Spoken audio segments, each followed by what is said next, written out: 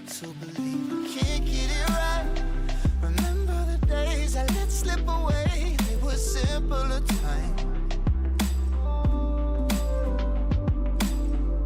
Mama told me before you leave, if there's only one thing you remember from me, child, when you're out on your own, a million miles from home, feeling the weight of the world on your shoulders.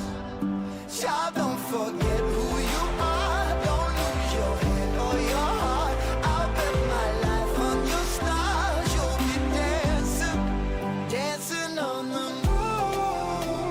I'll bet my life, you'll be dancing on the moon. I'll bet my life, you'll be dancing on the moon. I'll bet my life, you'll be dancing on the moon. Dancing on the moon.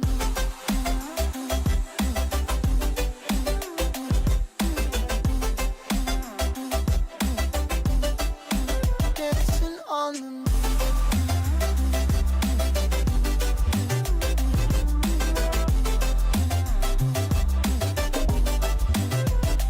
Maybe my compass was wrong, and I'm still on my way closer each day to where I belong. I'm still rolling the dice, praying sometimes it don't last that long. I'm losing my faith, I'm walking away from what you knew all along. Mama told me before you leave, if there's only one thing you remember from me, child, when you're out on your own, a million miles from home, feeling the weight of the world on your shoulders. Child, don't forget who you are, don't lose your head or your heart. I'll bet my life on your stars, you'll be dancing, dancing on the moon. I'll bet my life, you'll be dancing on the moon. I'll bet my life, you'll be dancing on the moon.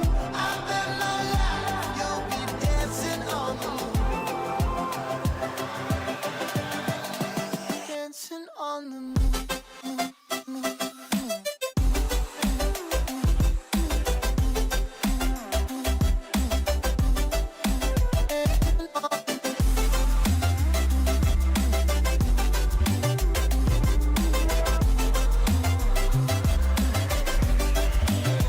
Child, when you're out on your own, a million miles from home, feeling the weight of the world on your shoulders. Child, don't forget who you are, don't lose your head or your heart. I'll bet my life on your stars, you'll be dancing, dancing on the moon.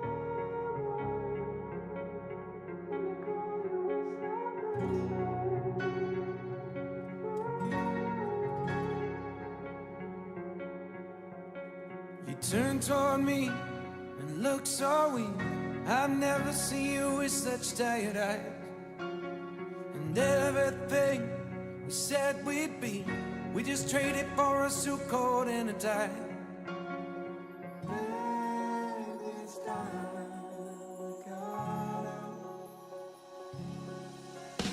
And underneath the rows of trees, I will see you where the ocean meets the sky. Under your toes, the fire grows. You are ready for a different kind of life. You're shining forward, the wind is cold. You must return to the wild. You're shining forward, the wind is cold. You must return to the wild.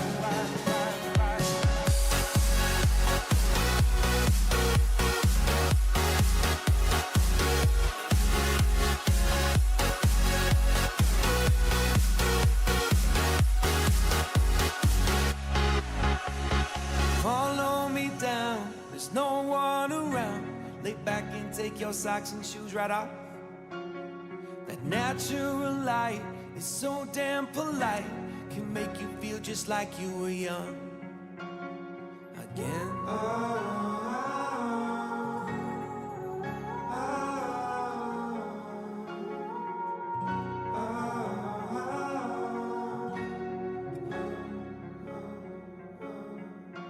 standing underneath the rows of trees. I can see where the ocean meets the sky. Under our clothes, a fire grows. We are ready for this life of running wild. We're running wild. Underneath the rows of trees, I will see you where the ocean meets the sky. Under your toes, the fire grows. You are ready for a different kind of life. You're shining bold, the wind is cold.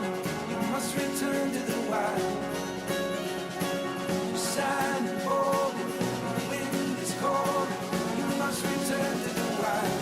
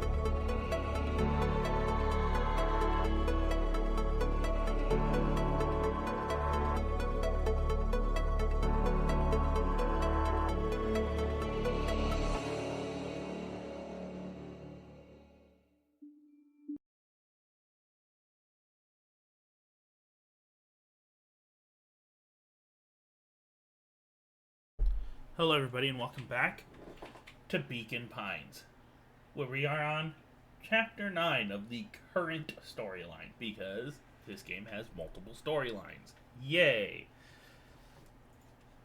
Let's see what happens. A speech to end all speeches. Luca awoke to find himself face down in bed. He moaned into his pillow. Why would Gran drug Why, him? hello there.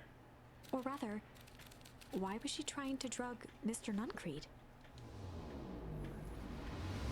Shaking the questions from his woozy head, Luca snapped back to the matter at hand. Howdy, howdy.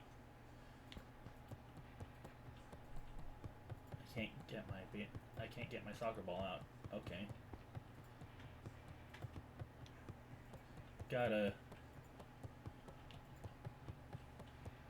see what I can find here. Grandmother! Oh, Granny! Any more secrets for me to find? No? Okay. No, yeah, no? Okay. Are you outside, Grandmother? You are not.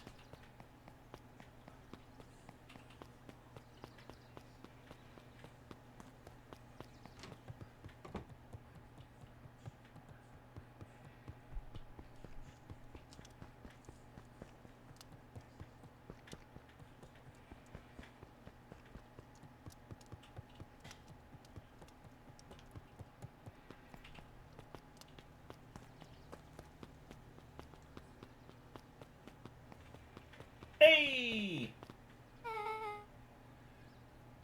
Rolo and Beck.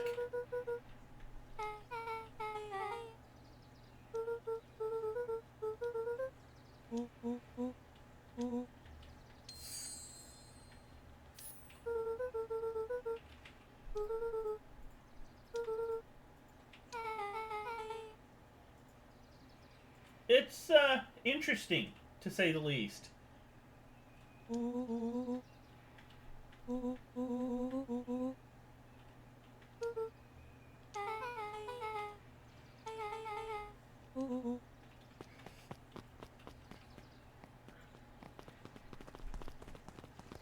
Augustus Valentine nervously wiped his brow.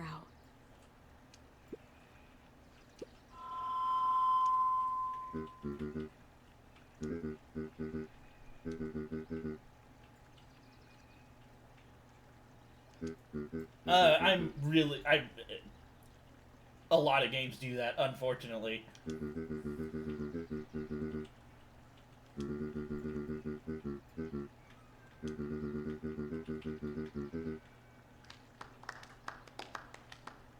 Yeah. Gus cleared his throat and awkwardly loosened his tie. William Kerr bounded on the stage with the energy of a preacher at a big tent revival. God, I wanna smack Kerr so bad. He gave Gus a hearty slap on the back and motioned him off the stage.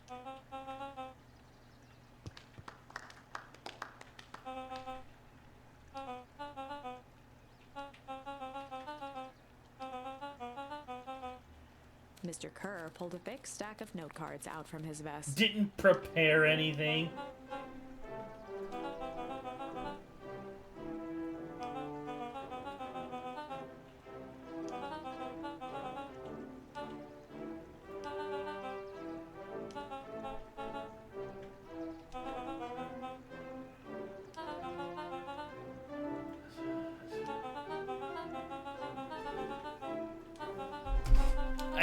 I hate her so much.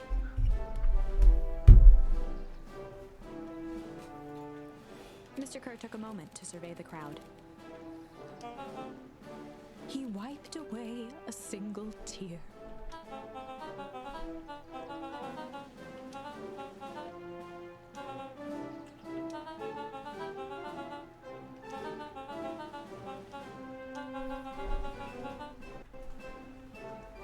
He thumped the podium to emphasize each word. Mr. Mr. Kerr nodded confidently, biting his lip. The crowd was silent, in rapt attention.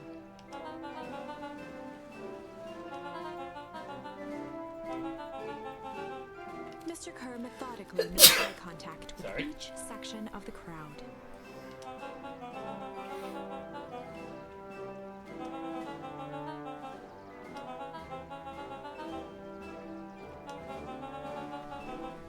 His voice began to build to a crescendo.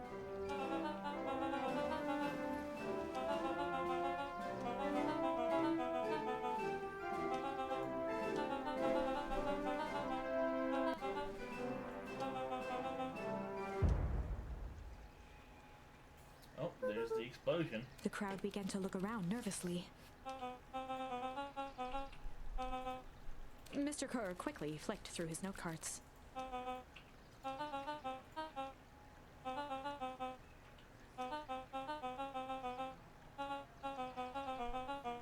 He raised his hands up to the heavens.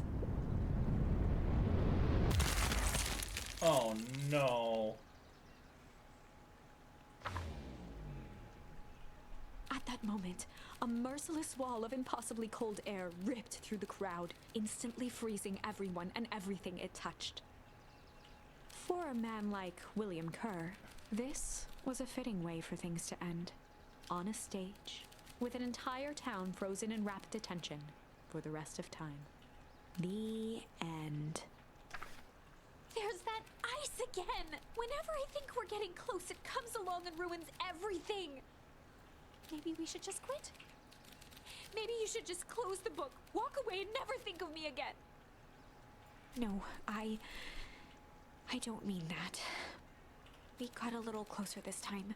We just need to try again. Please.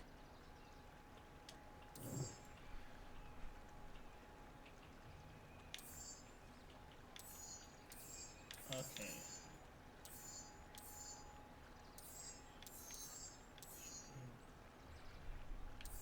There's still flight over there and try or sill. Slide or chill on this one.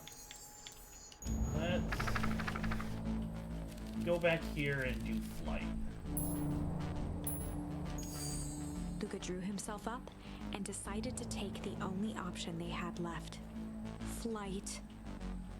He squinted down the barrel of the mission control defense cannon, aiming it through an opening in the dense tree branches.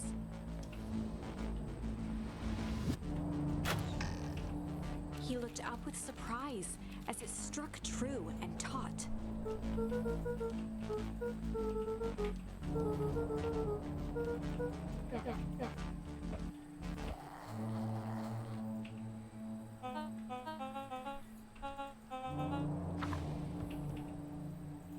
Luca and Iggy winced as they sprinted through the thicket.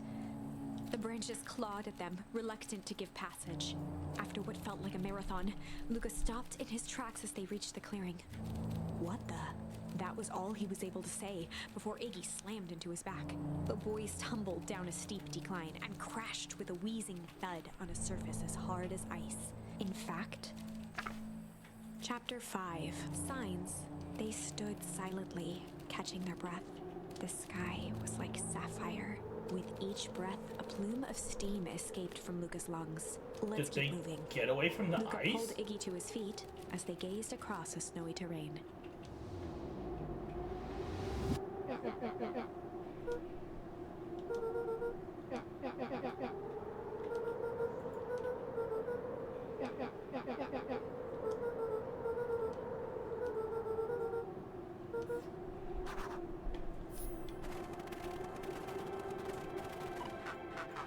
Luca had almost forgotten the walkie-talkie he was carrying. Luca looked at Iggy with hesitation. With a resigned sigh, Luca responded.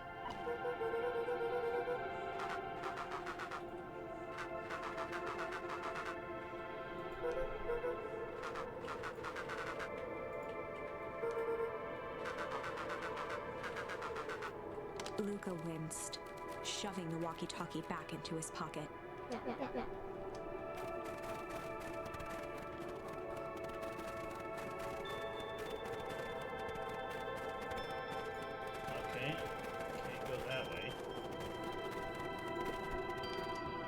disc of smooth metal was lightly covered in snow. Two faint seams were visible along the surface.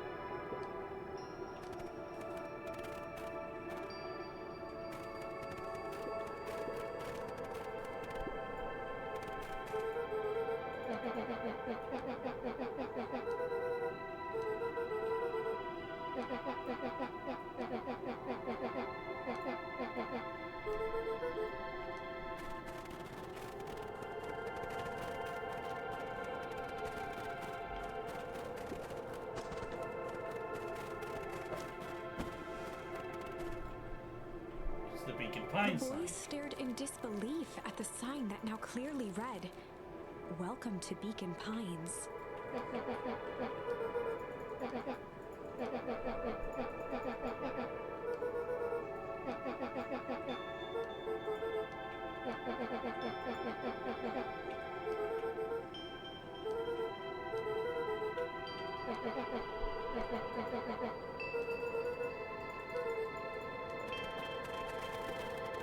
Wait.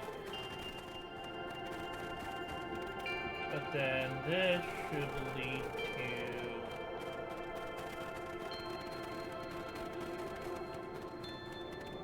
This should be where his house is then.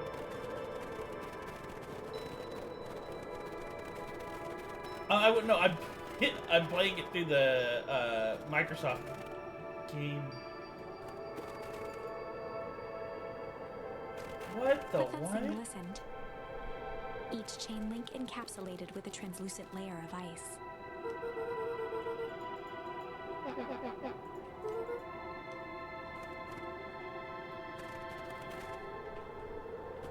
But this is where perennial harvest is supposed to be. Looking down at the frozen stream, Luca could faintly see a school of minnows encased in the ice.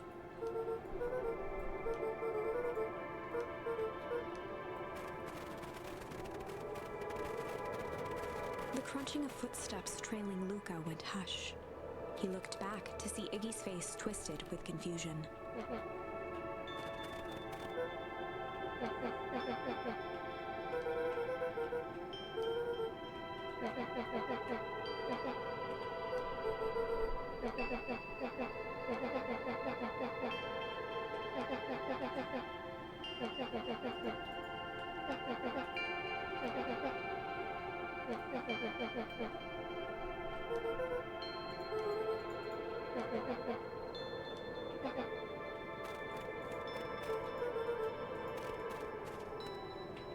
Luca peered upward at the darkening sky.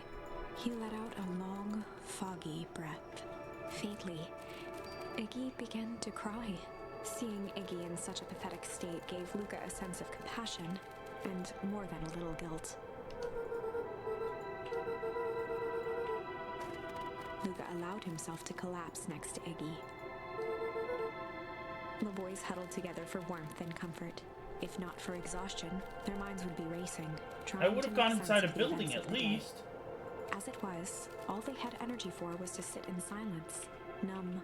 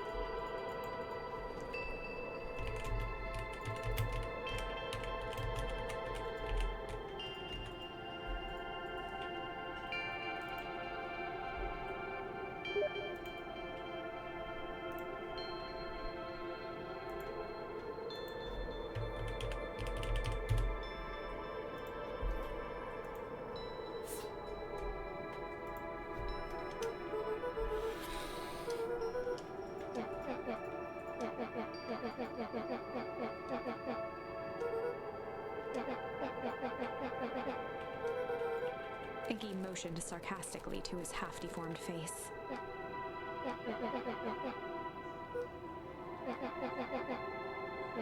Oh, at least he knows he was being an ass.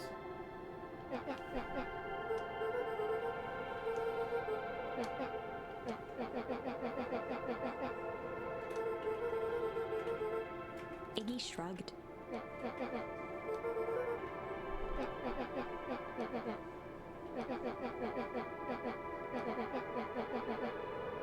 Iggy now wept openly.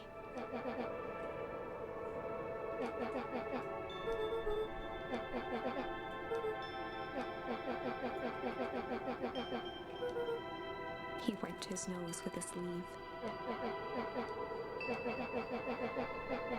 Luca gave a warm chuckle. Iggy cleared his throat as he wiped his eyes. Iggy arched into a wide yawn.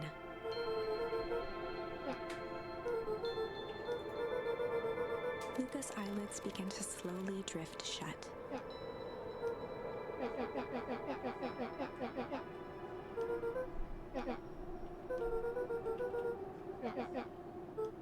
That's all Luca could whisper before succumbing to sleep. Iggy snuggled in some more. I would have gone inside a building.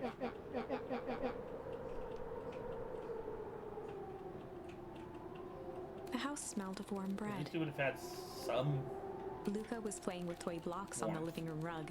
warmer than being outside. He looked up to see his parents on the couch. His mother held his father's head in her lap. She idly stroked his hair while humming a song. A voice behind Luca spoke. "This is how you remember them, huh?" Luca turned to see his own face. The doppelganger from his dreams, still clad in a yellow hazmat suit, still carrying a look of disdain behind empty eyes. Aww, look at this perfectly cozy scene. You know it wasn't really like this. The figure picked up a toy block and inspected it. It's amazing the facades that one can build given the right materials. Not that I blame us. These are a child's memories, all warm and fuzzy. You don't remember, do you? Lucas snatched the block from the figure's yellow-gloved hand. Remember what? The doppelganger pointed to the couch. The last day we saw him alive. The day he chose to abandon us. Luca turned to look at his father, still lounging on the couch. That's not true. He didn't abandon us. The doppelganger waved his hand dismissively. Everything is true here. It's just a matter of what we choose to see. Well, let me show you. The world flickered and pulsed. Luca was sitting next to his bed, listening to his heartbeat with one of his dad's stethoscopes. The doppelganger limped into the room. Now, we both know that's not how this went. He grabbed Luca's hand and guided the stethoscope to the floor. Luca heard muffled shouting, brought close by the stethoscope. It was his parents, fighting. Do you remember what we did next? Luca gave a slow nod and crept down the hall to peek through the banister. He could see the outline of his mother at the bottom of the stairs. Damn it, Walt. We can't afford to get involved in this. She was scared. His father stepped forward. What am I supposed to do? Just watch? There's a sickness in this town, and we both know who's behind it. I swore an oath to help people. I won't turn my back on them. Luca's mother grabbed Walt. She was crying, pleading. I can't lose you. Walt calmly removed Eleanor's hand from his shoulder. What's right is right, and what's wrong is wrong. I could never live with myself if I let Sharper get away with this. Eleanor raised her voice. Spare me your bullshit platitudes. What about our son? Luca flinched, dropping the stethoscope down the stairs. Walt turned with a panicked smile. Luca, is that you, buddy? With tears in his eyes, Luca descended the stairs. Mom? Dad? What's going on? Walt dropped to a knee to meet Luca eye to eye. Nothing, buckaroo. Your mom and I just got a little overexcited is all. Luca placed the stethoscope against his father's chest. His heart was racing. It sounded like you were going somewhere? Walt gently removed the device from Luca's ears. Listen to me, Luca. I have some business to take care of. I'll be back in time to tuck you in. Luca hugged his father tightly. Promise? Walt stood up and walked to the door. He glanced promised over to his come back shoulder. because he planned to. I He did promise. not abandon them. With a wink and a grin, he put on his hat and strode out into the evening sun. Oh, A figure approached soundlessly from the foggy snowfall. It stood above them, lingering in contemplation.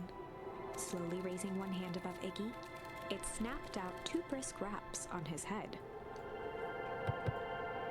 From a deep slumber, Iggy sprang up defensively. Whether it was the calming presence or the recognition that he was not in danger, Iggy felt his clenched fists lower. Luca looked up, gradually remembering his whereabouts. The figure exhaled a cloud of warm vapor.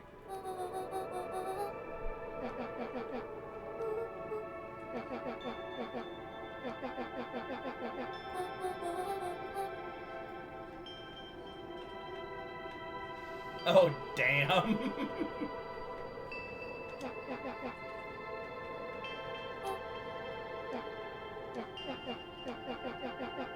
When it came to complete strangers, Iggy had trouble cobbling together an insult.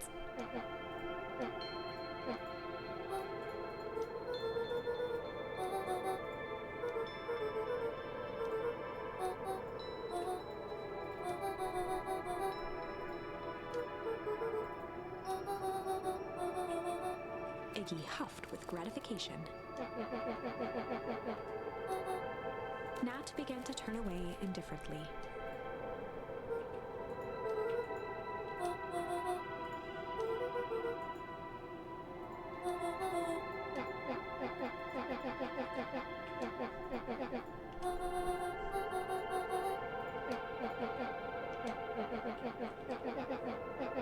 Iggy turned sharply and began to stomp off.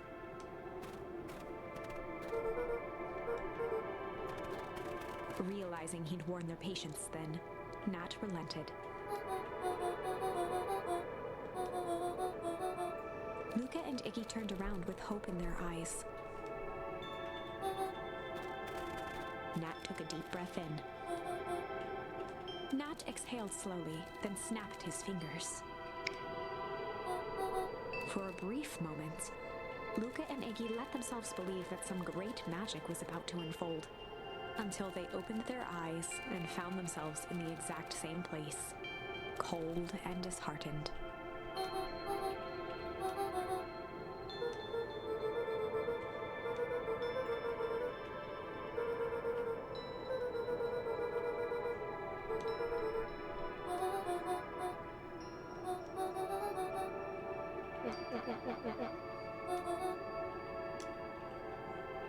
Okay.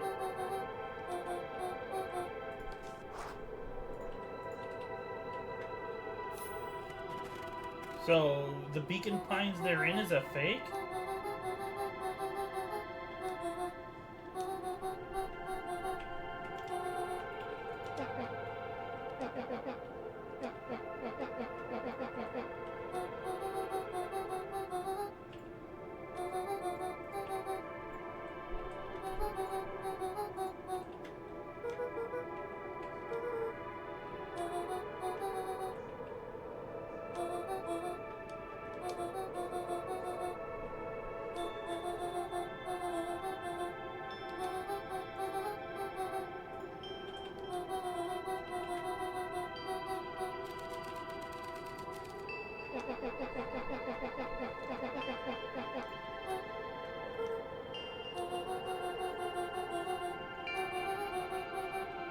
Nat narrowed his eyes, furrowed his brow, and uttered. The source, okay. Luca began to laugh uncomfortably. He looked down at his This feet. source is constantly brought up. His eyes started back and forth in contemplation. With a sudden pain, a thought struck him. He sprinted off into the pale distance. As Iggy turned to follow, Nat called out.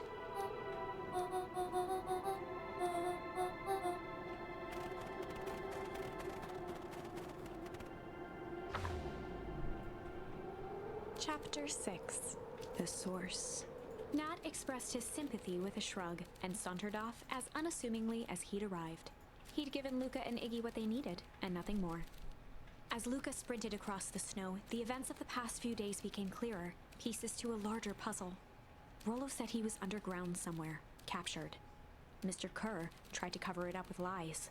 The clipboards were hell-bent on capturing Iggy. It all seemed to point to Perennial Harvest. But right now, there was one thing that Luca needed to know.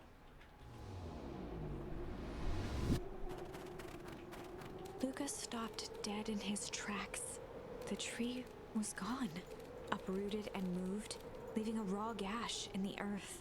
He dropped to his knees and dug wildly at the cold snow. His numb hands hit something hard, a headstone. A dry whisper escaped Luca's lips.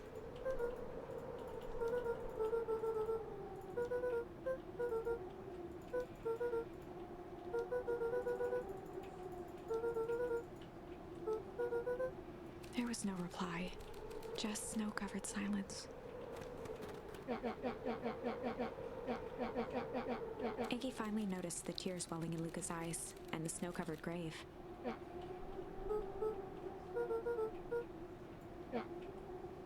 Suddenly, they heard the crunch of approaching footsteps in the snow.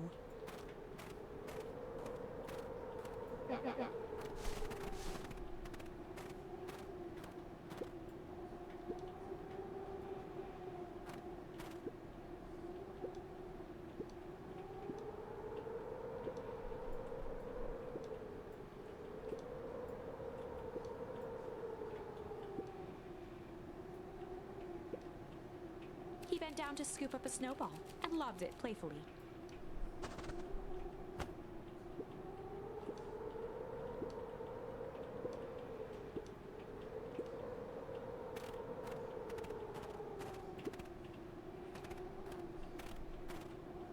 Uh-huh.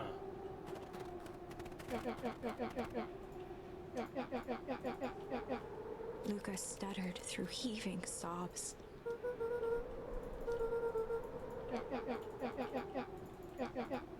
Iggy gave Luca a solid smack on the back of his head.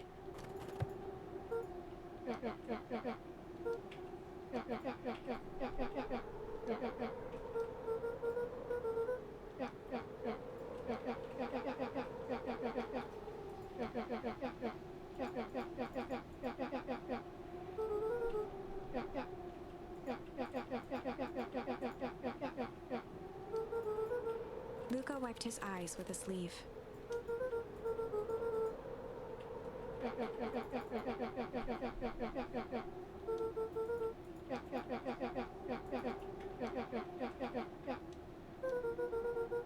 Iggy flashed a mischievous smile and cracked his knuckles.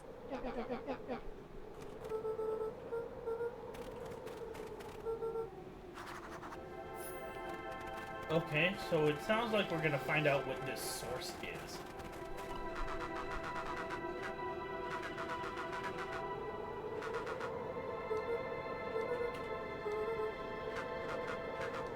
Iggy and Luca shared a skeptical look.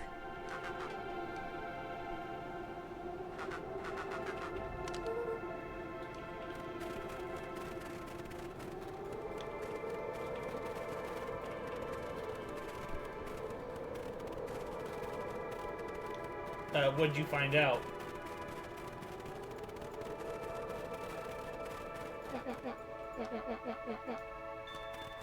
Iggy darted behind a large pine and began digging furiously. He emerged holding a shoebox with a crude skull painted on its lid.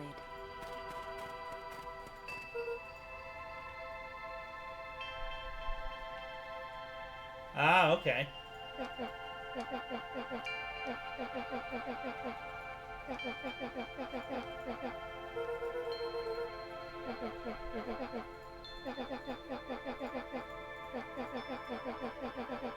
Luca rolled his eyes with realization.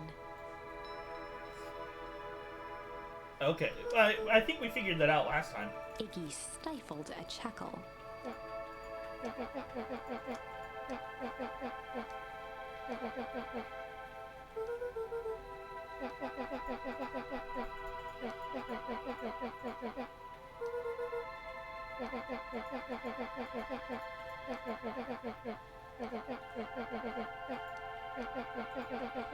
Iggy triumphantly raised the shoebox.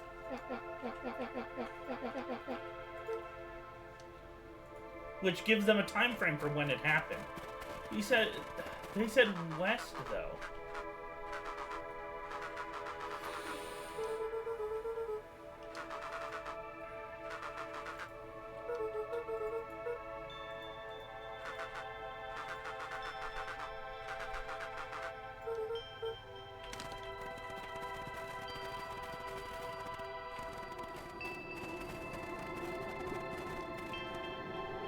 Luca and Iggy inched up to the edge of the hole with bewilderment in their eyes. Arctic air breathed out of the cavern in heaving gusts.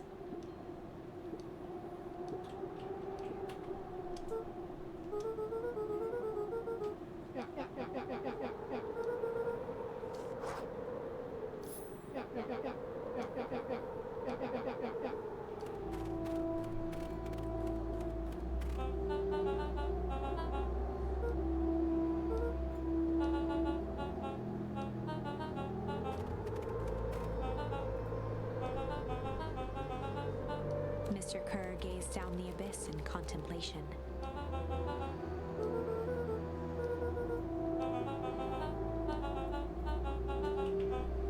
Kerr scratched the back of his head.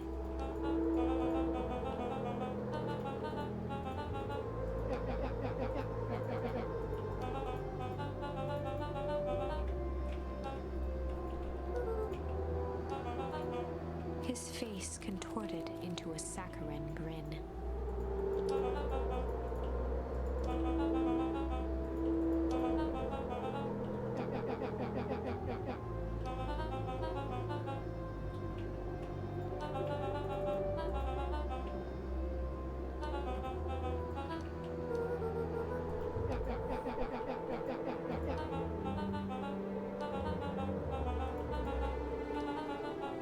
Kerr snapped his fingers.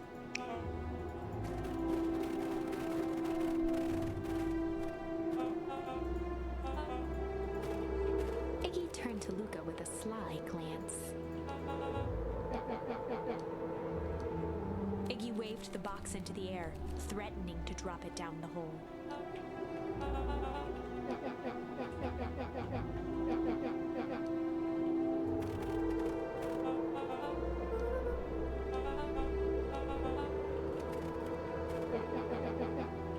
Iggy plucked a single bottle rocket from the box and held it up with reverence.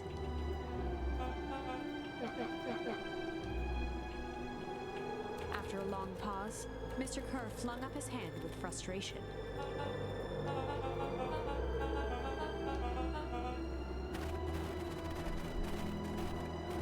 Mr. Kerr sighed into the frigid air. With a nonchalant flick, Iggy tossed the firework into the hole.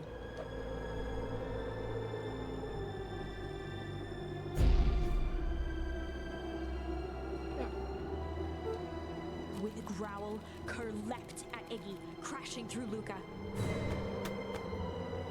Oh Iggy no. tried to twist away, but in the struggle they both tumbled over the side. Luca dove forward, bracing Iggy's hand just before it slipped. His grip was made precarious by the cold, wet snow. He could see Kerr further down, clinging to Iggy's coat.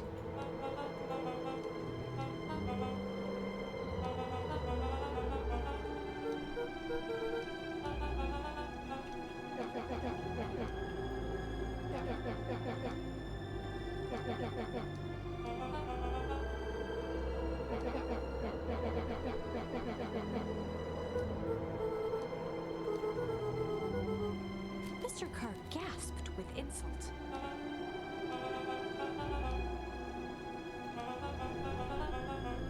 With a wild look in his eye, Mr. Kerr began to hum a proud melody.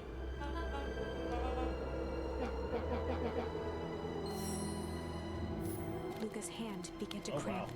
His voice began to crack.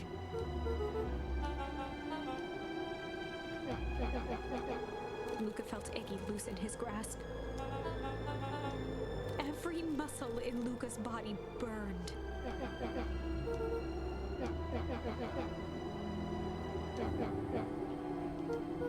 Luca felt his hand slipping. Oh no.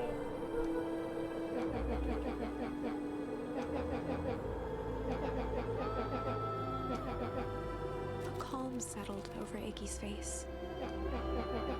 Iggy's voice was colder than the bitter air billowing from the chasm.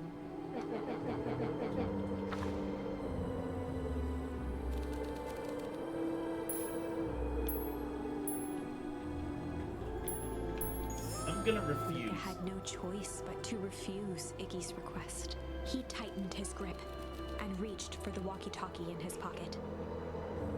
A wild delight crept onto Mr. Kerr's face. That's a good lad. Now, radio for help. Iggy begged Luca with his eyes one last time, but Luca pressed the button and called out. We need help. Mr. Kerr is in danger. It wasn't long before they were once again surrounded by clipboards. Mr. Kerr sighed with relieved frustration. There you are. You really are a worthless lot, aren't you? Mirror, now. A clipboard dutifully produced an ornate ivory hand mirror, and Mr. Kerr began preening his tousled hair. Ah, that's better. Mr. Van Horn, I applaud your sharp thinking under duress. I'll put in a good word for you with the founder. Take them away. A swarm of hands overpowered Luca. The last thing he saw before a cloth bag was pulled over his head was the defeated look on Iggy's face. The end. I think this was one of those times where doing the right I don't thing want was to the kill wrong thing. Iggy though.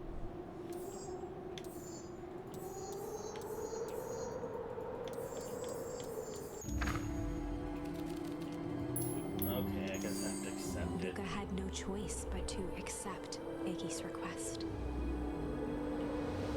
With a quiet blink, Luca watched a teardrop sail down into the howling void.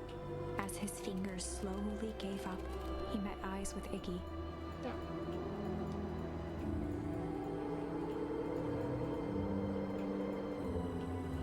The two silhouettes were swallowed by darkness.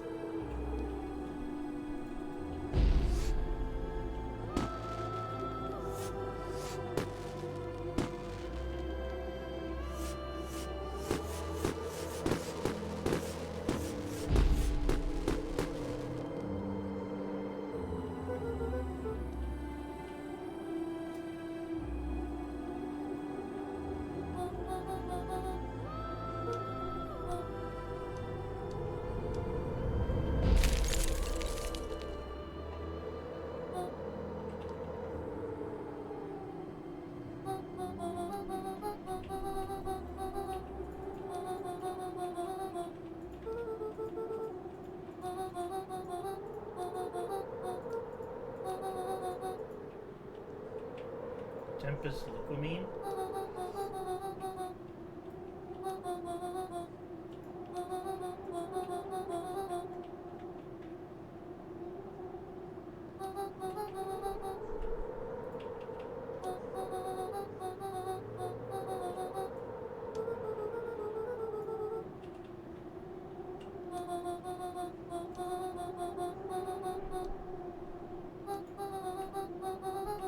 We have some idea what that would look like.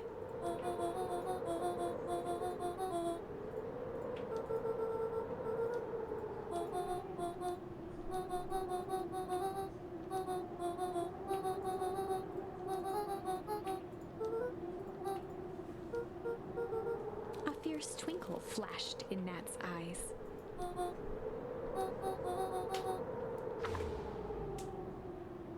Of With a course he chuckle, is. Nat turned and walked west. Dumbfounded, Luca followed behind him, trudging through the snow. Every step taking him further away from everyone and everything he knew, and closer to destiny. To be continued in Beacon Pines, Pines Harder. Revenge served cold.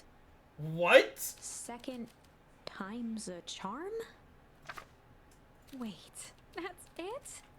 This ends with a crummy cliffhanger just when it was getting good? I was even starting to like Iggy. No way. I refuse to be associated with some never-ending parade of sequels. Let's go back and find something more definitive.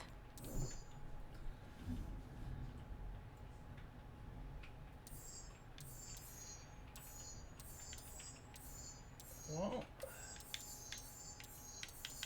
this is the only one left.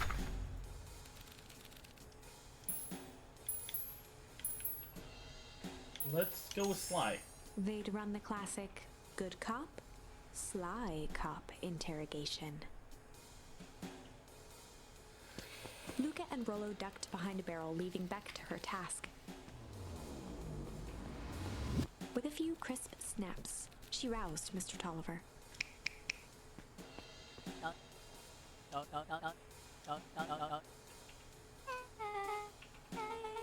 Mr. Tolliver looked down and shifted a bit, testing his restraints.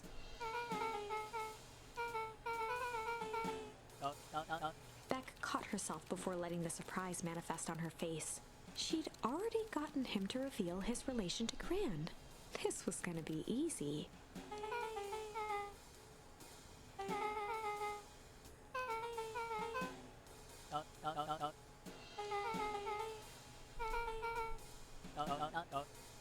Mr. Tolliver wriggled a bit in his restraints. Beck quickly removed the ropes.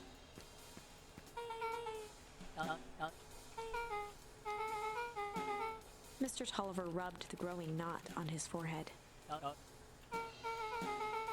Beck twirled her hand, as if to prompt Mr. Tolliver to finish her thought. Beck shook her head and clicked her tongue. Mr. Tolliver let out an amused huff in agreement.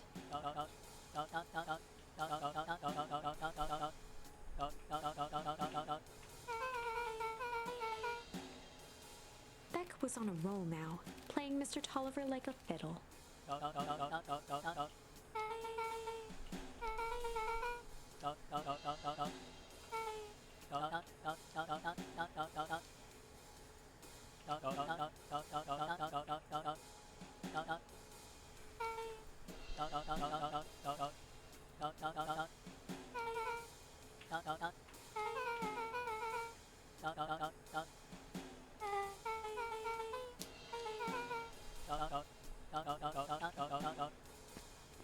Heading for the stairs, Mr. Tolliver hesitated and turned to Beck with a puzzled look.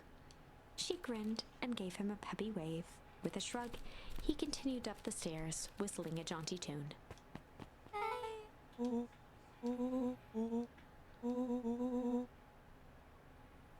Beck blinked Lord. slowly in disappointment.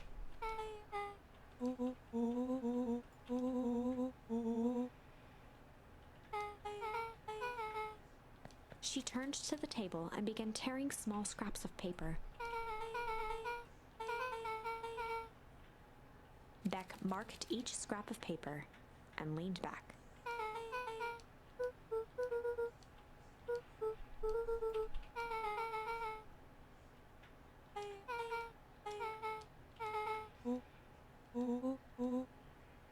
Luca and Beck looked at Rollo with amazement.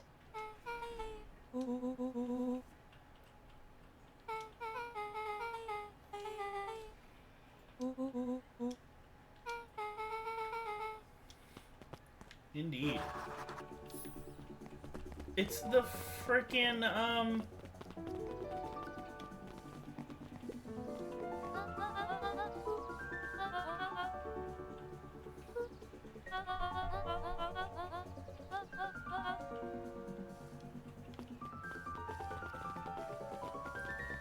it's the, what's it called? The,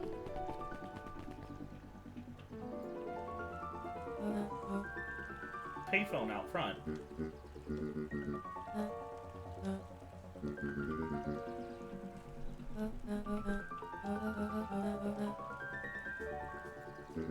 Gus looked around nervously.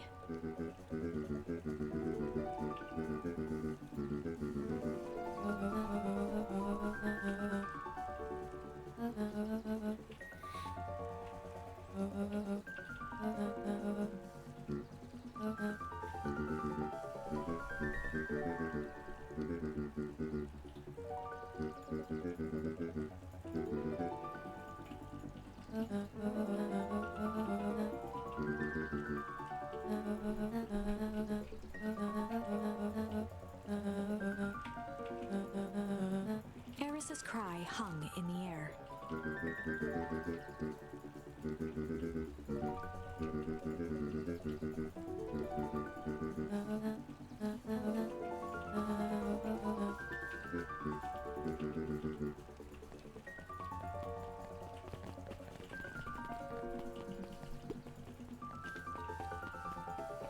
Whatever, bitch.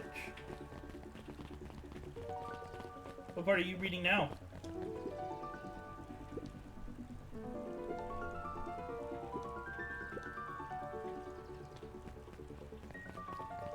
Uh-huh.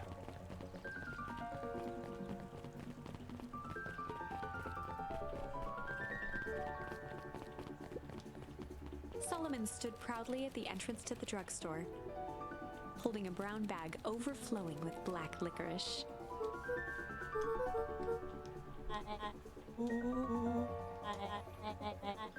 Solomon shoveled a surprising amount of licorice into his mouth.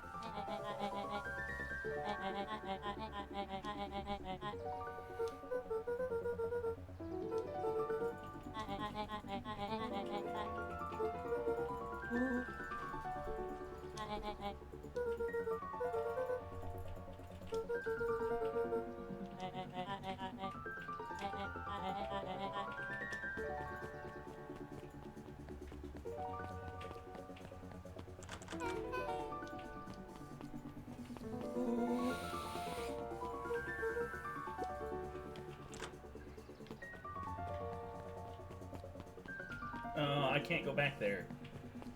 We're gonna be stuck here. I wanted to go and smack the watermelon some more.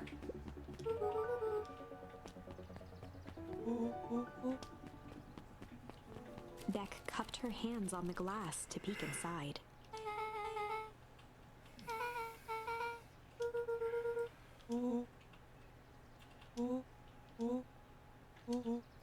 Beck flung open the door and they all squeezed in.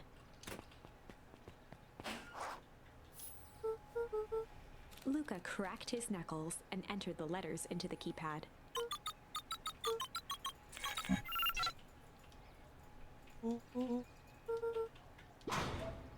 The inside of the phone booth dropped loose from its shell. Without even the space to panic, they closed their eyes, held their breath, and accepted their fate. Suddenly, the chaotic descent slowed to an effortless landing. It was unclear where they ended up, but at least it was solid ground.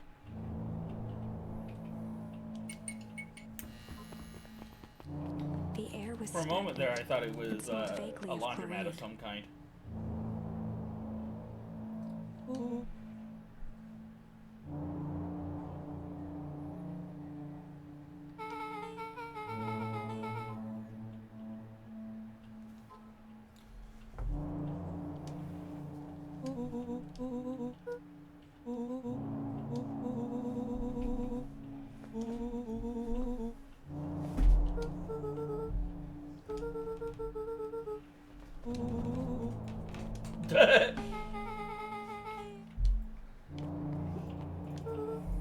Mining Operations Alpha.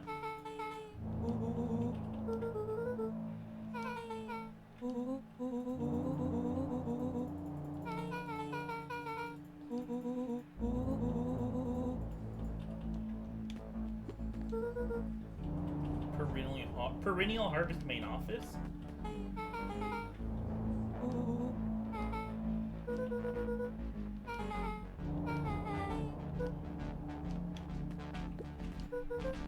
Valentine Fertilizer Warehouse.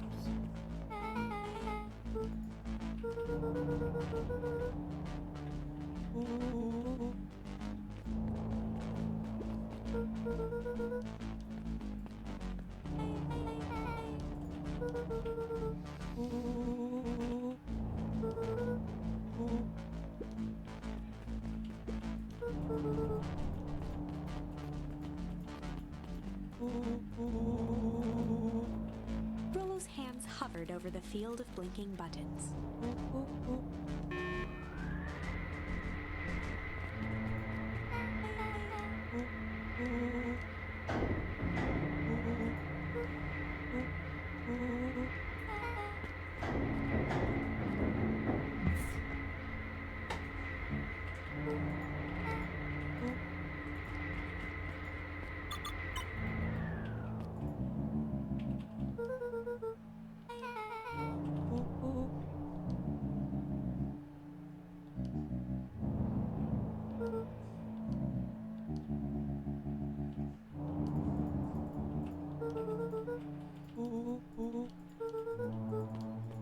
Joseph waited for a moment in silence.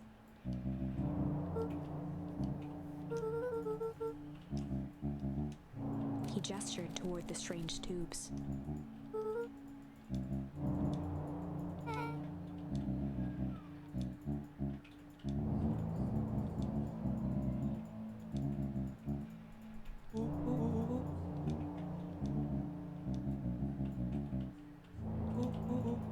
Nuncreed let out a growl of a sigh.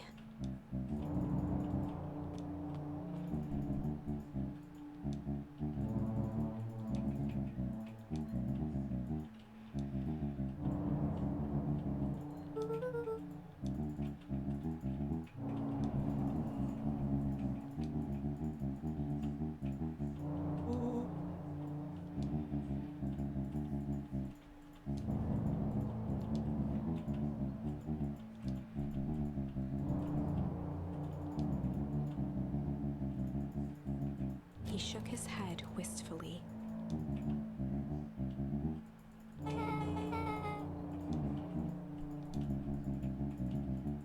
Nuncreed took a menacing step towards the children.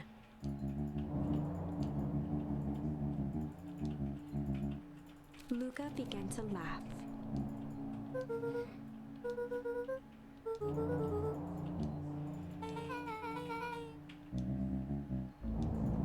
The color drained from Nuncreed's face.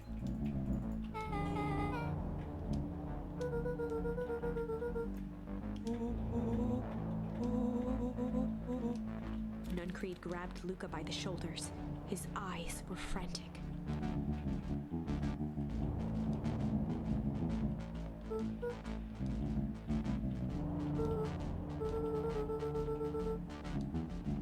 A jolt of realization struck Mr. Nuncreed.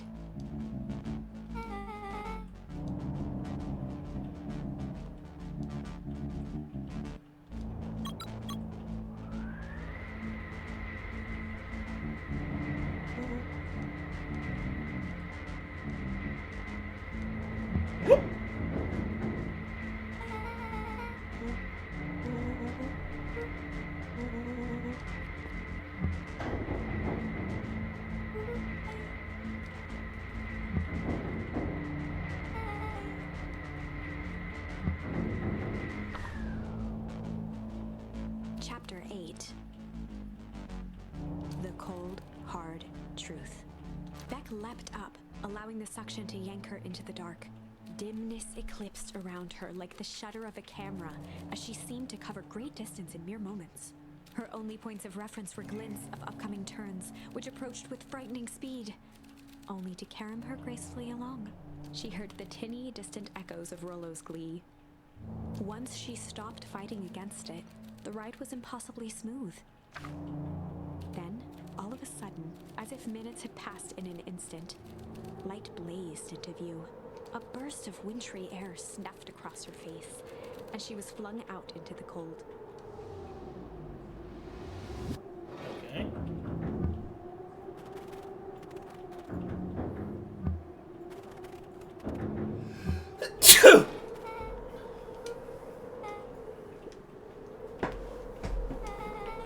Okay.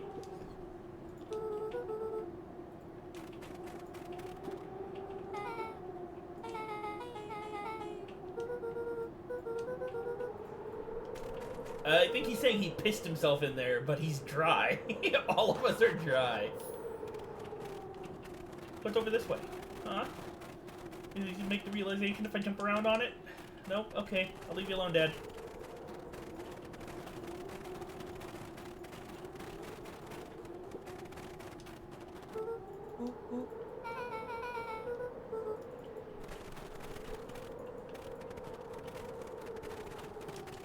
Okay, I can't have that realization right now.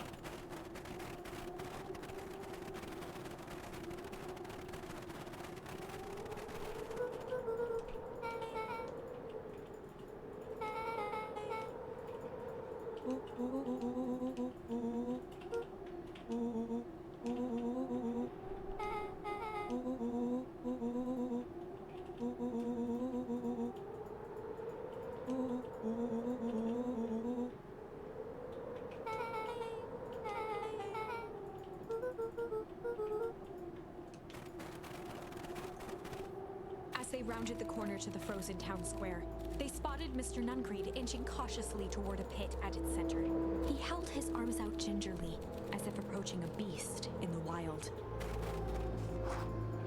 Upon closing the distance, Luca recognized what Nuncreed was after.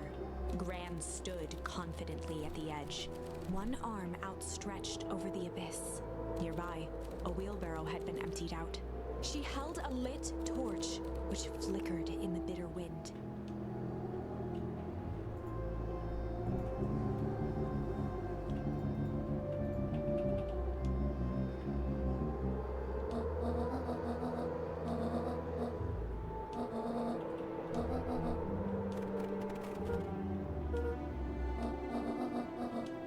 Mr. Nuncreed turned back toward the kids, desperation in his eyes. Rollo and Beck held steadfast in awe. Luca approached closer. Mr. Nuncreed spun back toward Gran, his voice growing louder.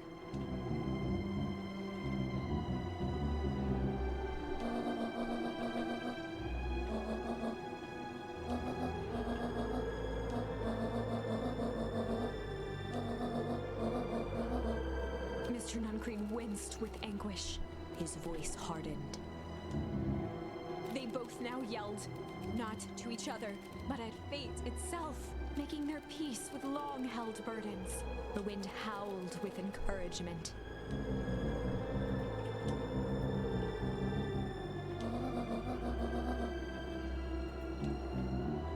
They menaced at each other, both catching their breath. The moment balanced on a knife's edge. Amid a blur of emotions and memories, Luca's mind flooded with questions. The wind calmed, as if to give him the stage.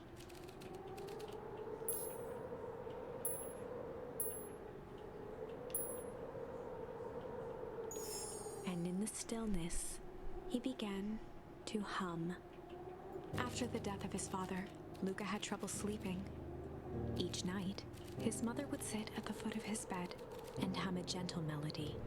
It was the only thing that could calm his mind, the only thing that, however briefly, could make it all seem okay. That melody pervaded every memory Luca had of his mother.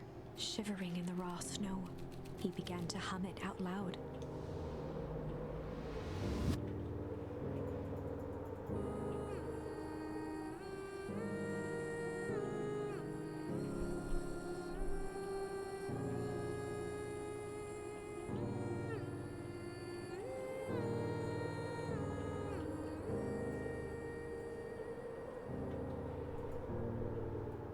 Gran lowered the torch, listening closely. As recognition slowly set in, her heart sank. Those countless nights of consolation, the incomparable loss they shared together. She let the torch fall to the snow and sizzle out. A few steps toward Luca was all she could bear before dropping to the snow herself. Through a flood of tears, she began to hum along, note for note.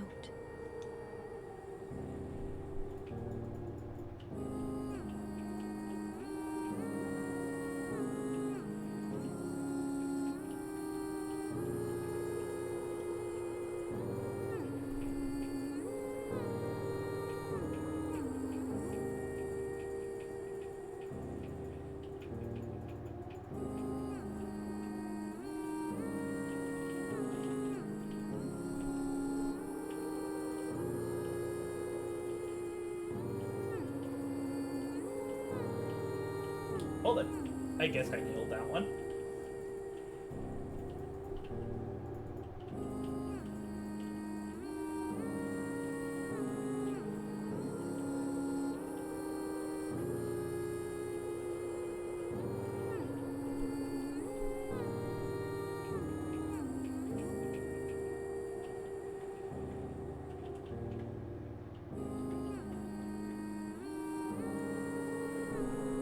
So do I really like it. I need to see if I can get a hold of this.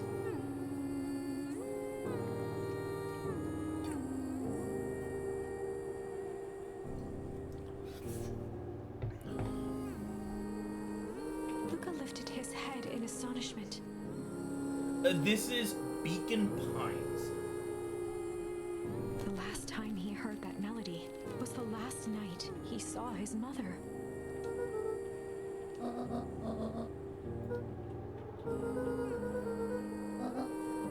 Luca blinked through blurry, watery eyes, trying to see more clearly.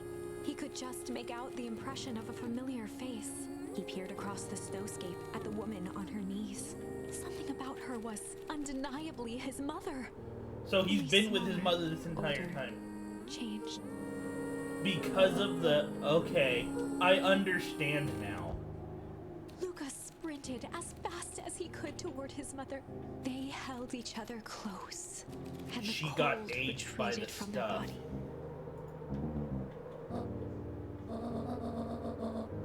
Eleanor looked down at Luca, tightening her embrace in an appeal for forgiveness.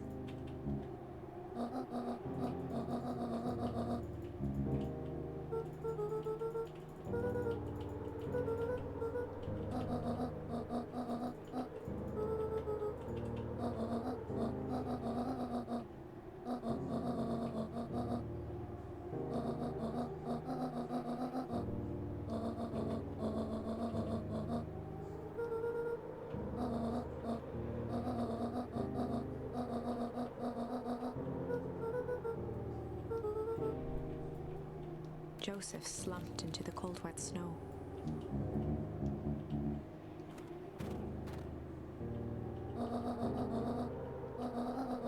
For the first time in a long time, her voice felt like her own again.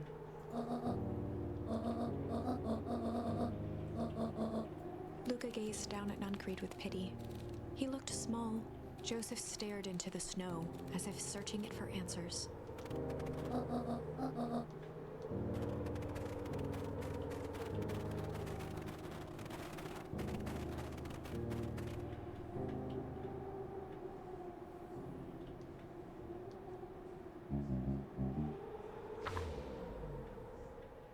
Chapter 9.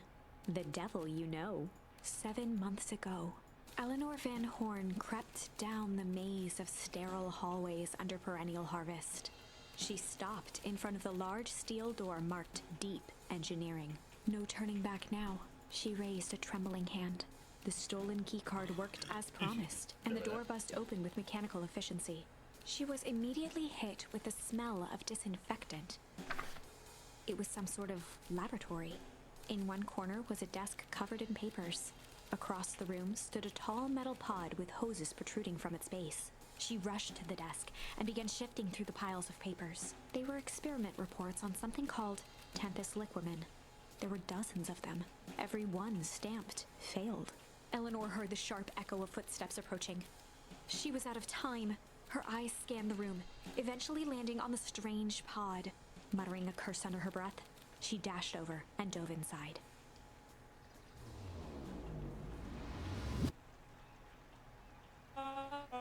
And that's how she got exposed.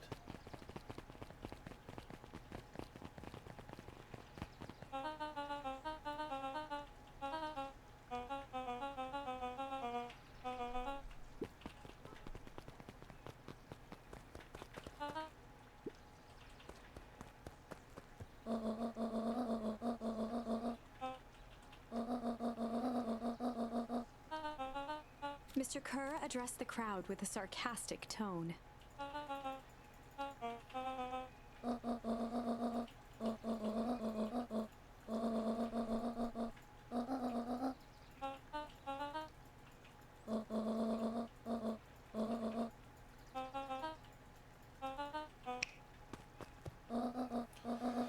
His grandma is dead. Tempest liquamine when it comes in contact with biological material, ages it. She's been, I guess she was covered in it when she dove into that pod it mentioned, so she aged. Came back and pretended to be his grandmother.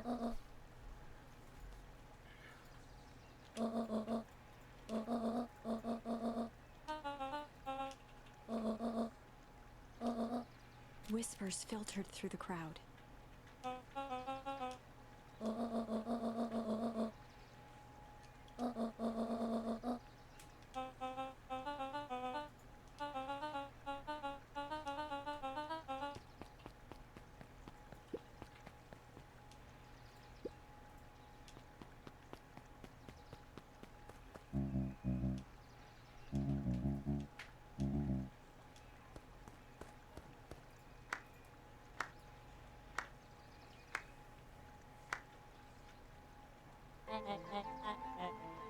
Torment dragged on Joseph Nuncrete's face. Oh no.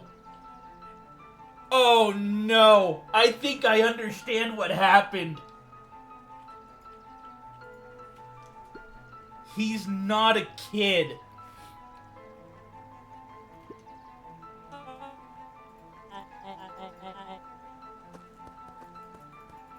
I think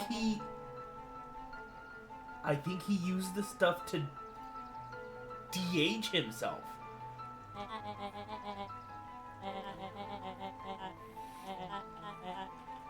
He paused for a moment, plucking a piece of fuzz from his sweater and discarding it to the ground.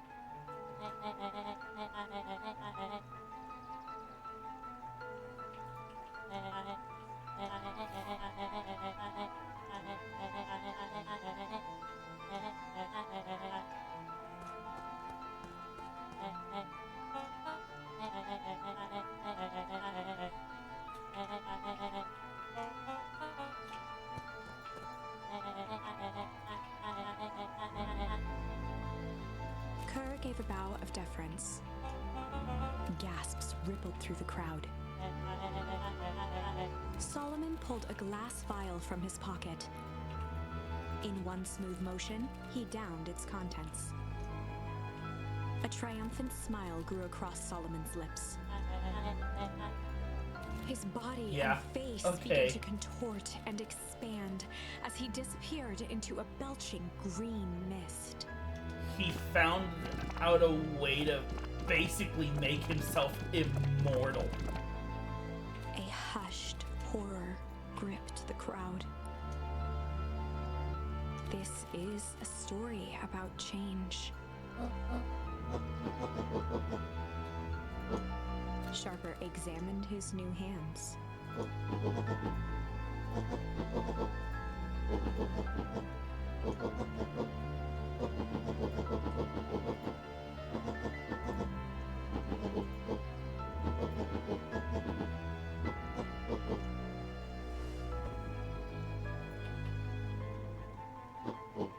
Sharper choked out a crude squawk of a laugh. Frustrated grumbles sprinkled through the crowd.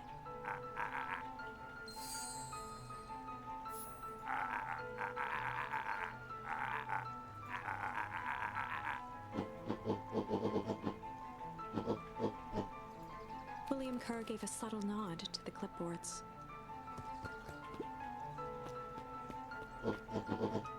A helpless quiet settled over the crowd. She's still just reading her book over there.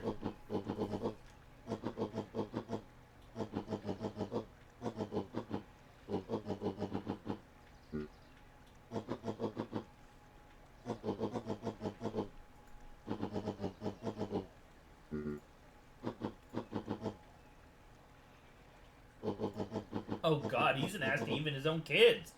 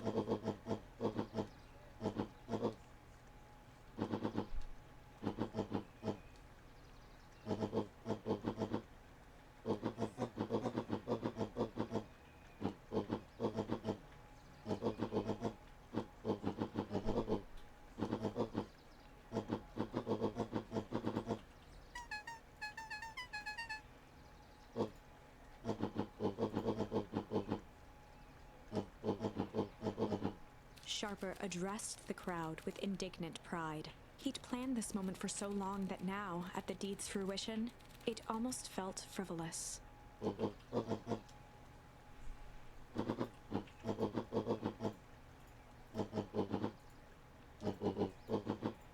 Mr. Kerr flourished a preposterously elaborate bow.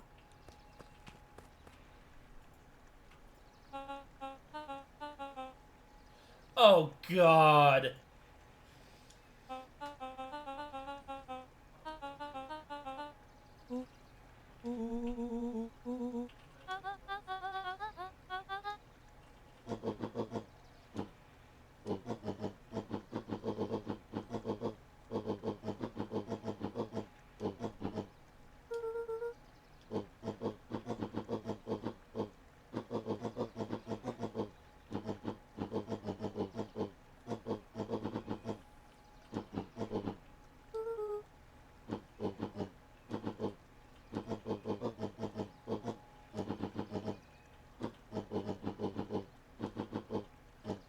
Sharper coughed up one final laugh and cracked his knuckles.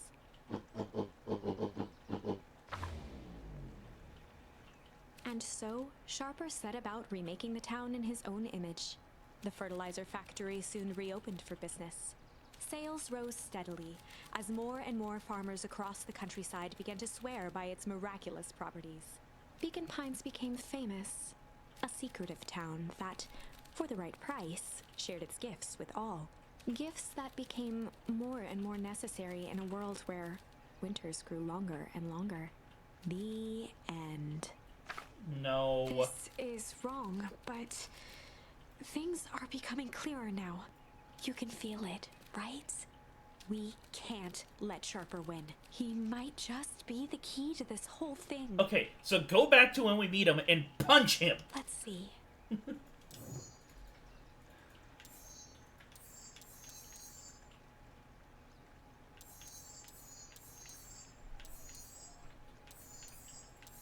Okay, so we just got Malice, so that must be what we need. There was a malice lurking behind those eyes, like a trap ready to spring. Luca felt the weight of Nuncrete's hand on his shoulder. Something wasn't right. He didn't know why, but something was telling Luca to get out of there.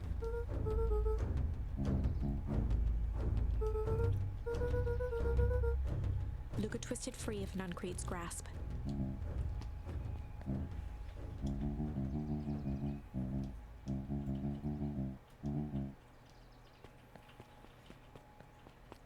And that's when you shoot Nuncrete. Right in the gut.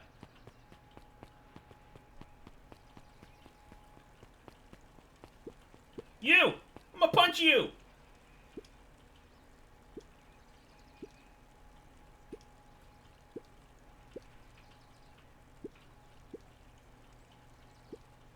The two scurried off, eagerly formulating a plan.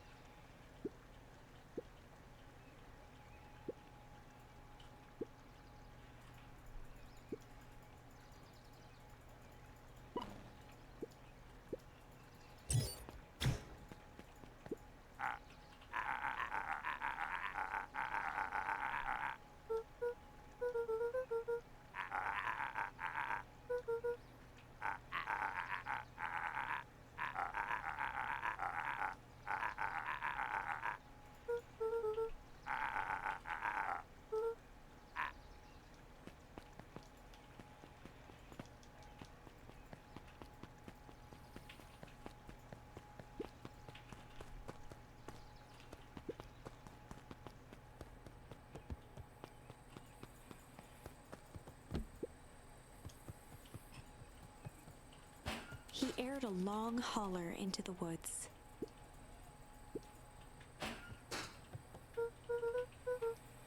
Luca felt his eyes getting heavy and plopped into the beanbag. He conceded to its lumpy embrace.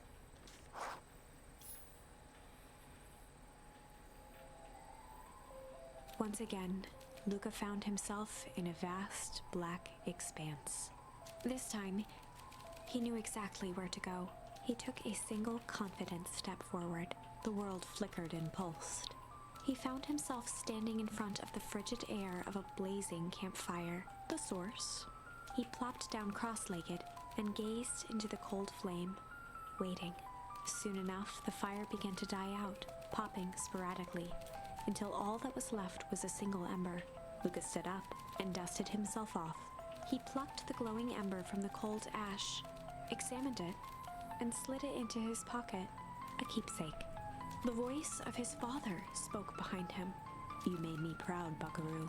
Luca turned to face him. "Dad, what is this place?" A warm grin grew across his father's face. "A place where everything that has been and everything that could be all wait together." Luca found himself staring at his father's face, trying as hard as he could to memorize every single detail. Wait? For what? Another voice spoke out as Luca's doppelganger stepped forward. "That's up to you." Without knowing why, Luca began to weep. Is any of this real? Are you real?" Luca's father bent down to smudge away a tear. "Of course. I'm as real as the part of you that misses me." Luca turned to look at the older version of himself. "And you?" The doppelganger choked back tears. "I'm as real as the part of you that's angry he's gone." Does that make sense? Through his tears, Luca laughed. "I think so." His father pulled him in for an embrace. "Time to go, Buckaroo." Luca was startled from his dream by a banging on the floor. A commanding voice rumbled from below. Just as Luca sprang to lock the entry hatch, the door knocked open. That's not good. Chapter 5. Dangers Big and Small. Luca stumbled back. He heard the rope ladder creak under significant weight. Keeping his eyes fixed on the hatch, he inched backward to the balcony. As his hand grasped the door handle, Luca froze. A large figure clumsily wriggled up through the hole. Oh no. The large figure cocked its head inquisitively. Rollo got... Oh no.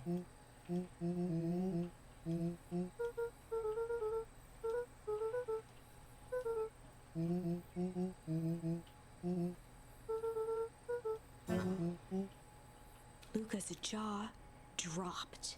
He peered more closely at the man standing in front of him. Something about him was undeniably Rollo, only bigger, older, changed.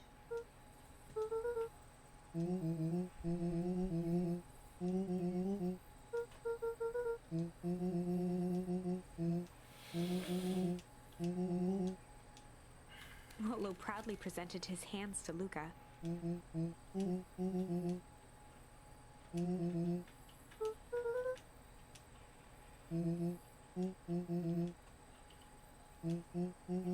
Luca moved to the side and pointed Rollo to his reflection in the balcony window.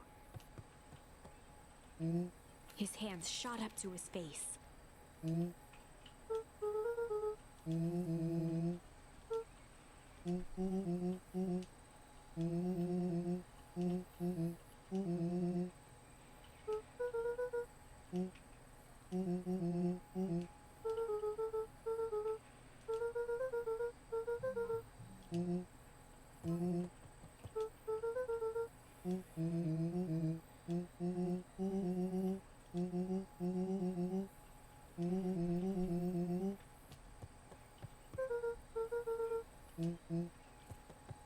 Rollo shadowboxed a few jabs. With a yelp, Rollo dove behind Luca. Oh wait, is this where she got her hair? She does seem to have darker hair now.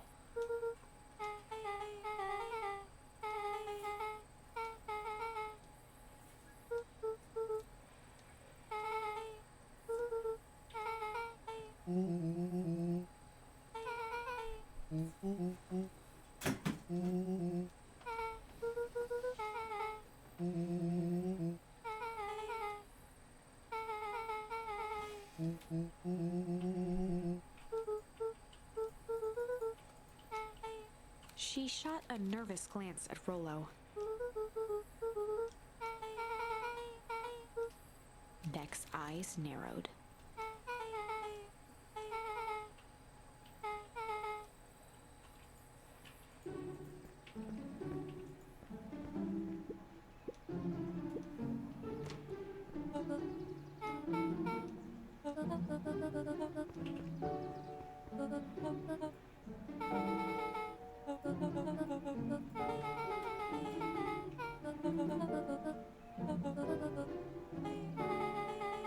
Ilona tried to put on a smile.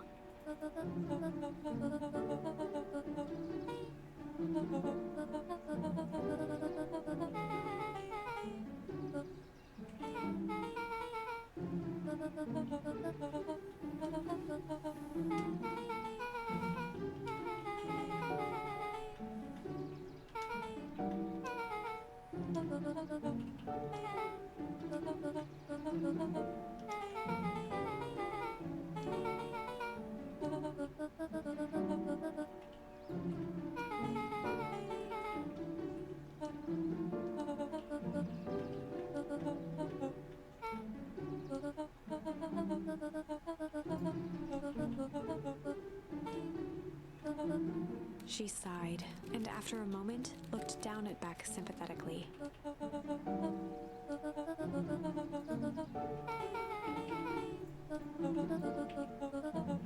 She flashed a sly grin and tousled Beck's hair.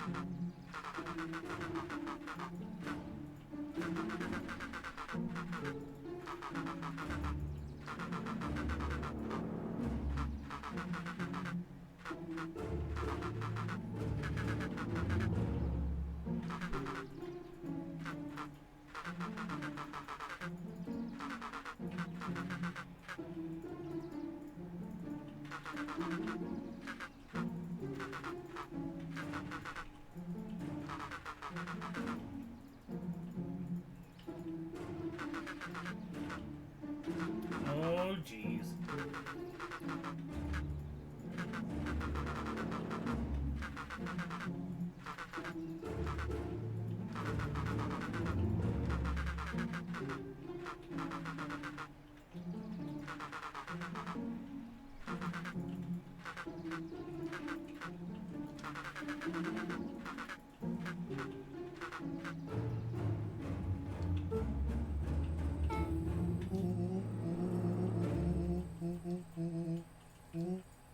Luca gave Rollo a quick elbow to the ribs. I know!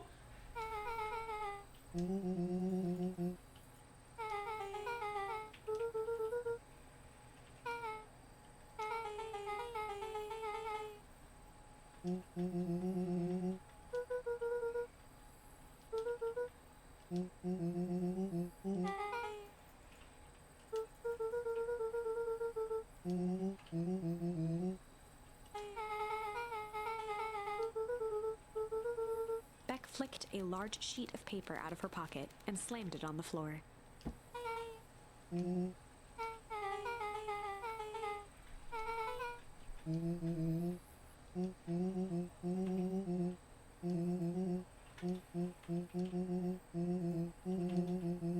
Rollo started to wiggle with excitement. Oh, God. Chapter 6. The Heist.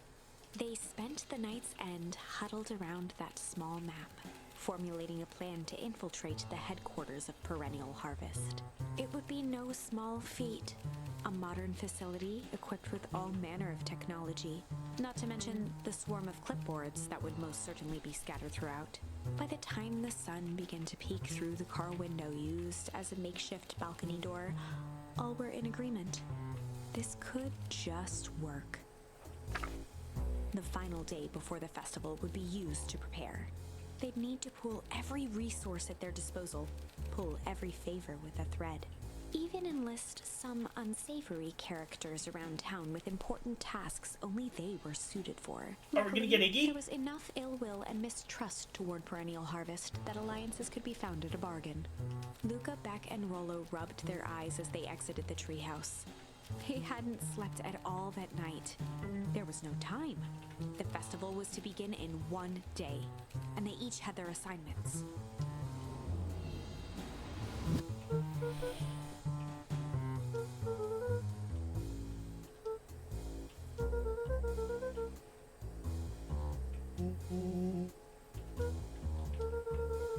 He waved vaguely at Rollo's sizable figure. Beck snorted an involuntary giggle.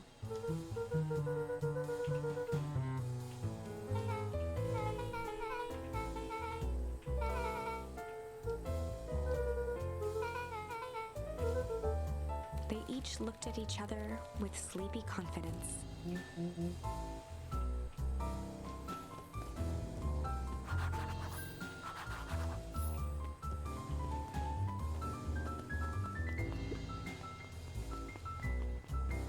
Gotta find them.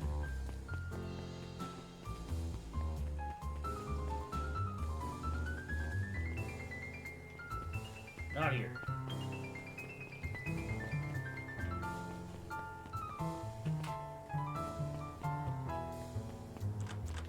Not here.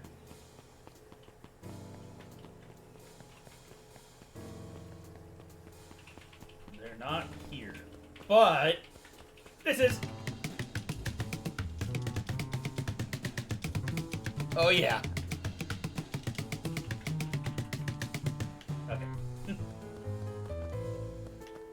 No.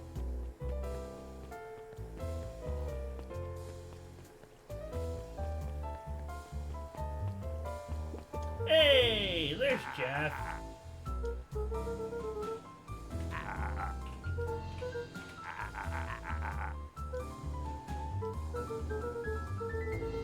Jeff wheezed out a long snicker. The joy in Jeff's face drained instantly. Looking into the sullen eyes of his would-be accomplice, Luca blurted out the first word that came to mind.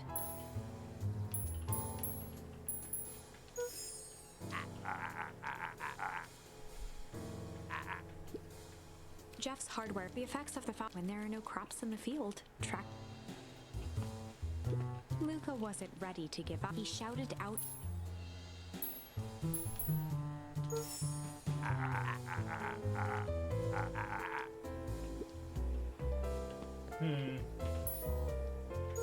Jeff's brow hurt. Sensing some traction, Luca carried on with vigor. Jeff's scowl faded with a sigh. One good stomp of the foot was all Jeff needed to drive his point home. I didn't even call him a coward.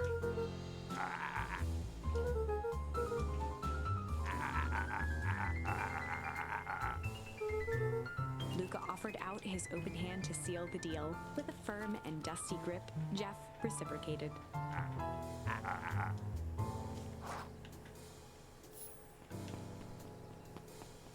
Okay. Yeah, I wouldn't think they were in here. But I'd check anyways.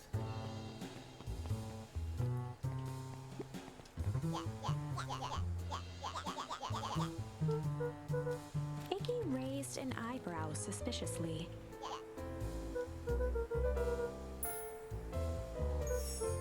Iggy gave a reluctant shrug.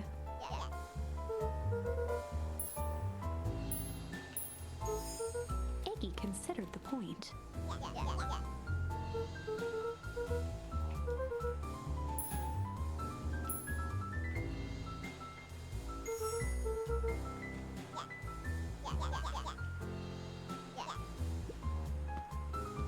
Ugh.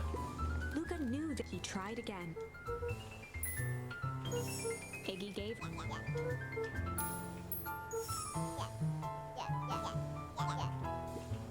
Ah. Shit. Iggy gave a reluctant. Strange. Iggy considered the point.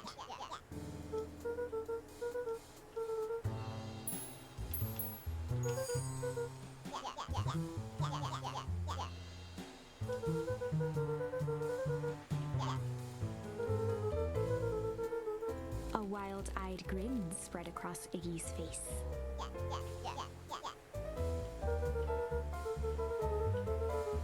Iggy glanced over to Tish, who nodded in agreement.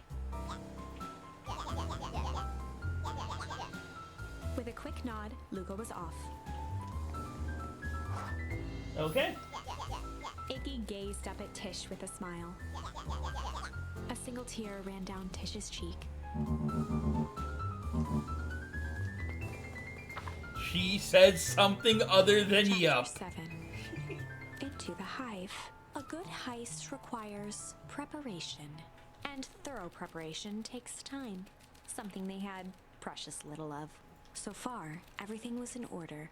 Jeff, Iggy, and Tish all agreed to do their part. Beck radioed Luca that night with a simple and covert message. "We are locked and loaded on my end."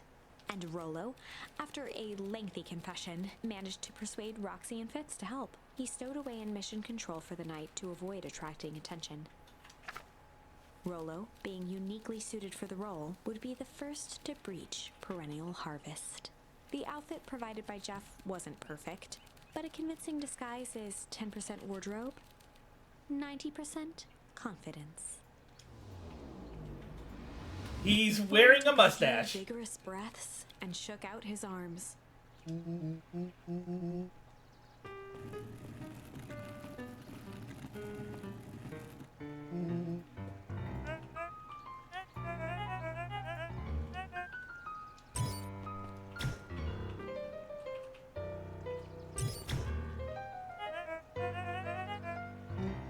He had to think quick.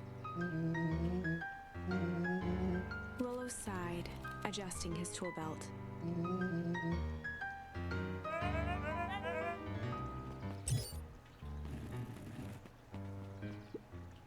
With a stroke of his mustache, Rollo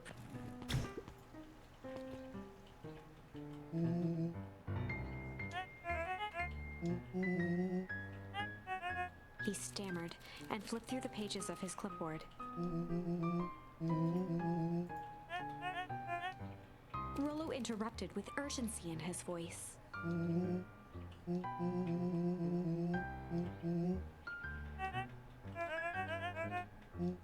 Rollo panicked.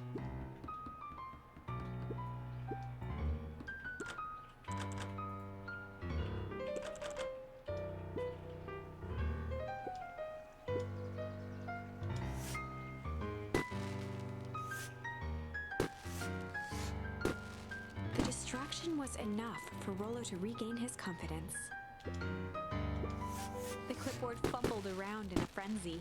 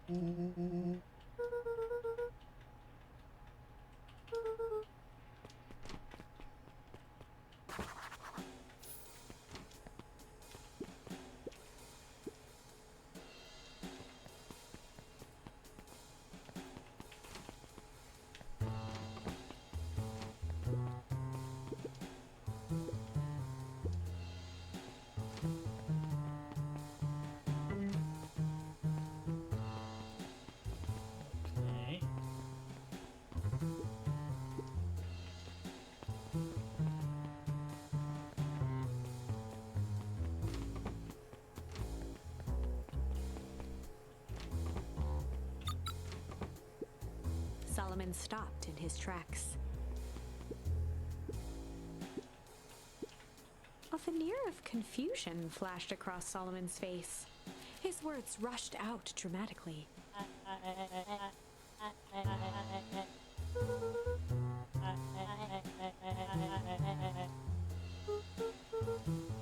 Solomon's facade briefly faltered.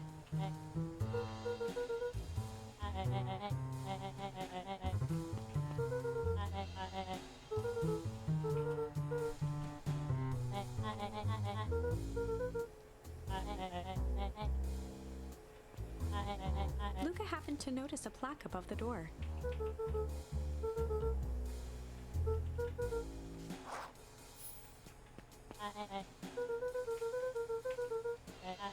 Luca tried the handle. Solomon leaned forward to examine the mechanism.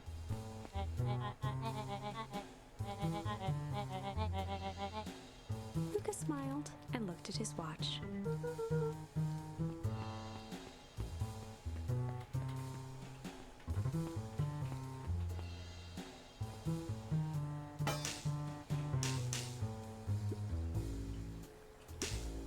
She mimed a quick hat tip and ambled off with a whistle.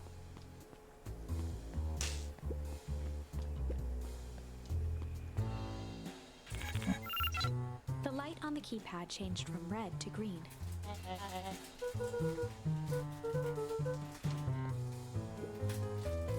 Yeah, I already know what's up. Luca switched on his walkie-talkie.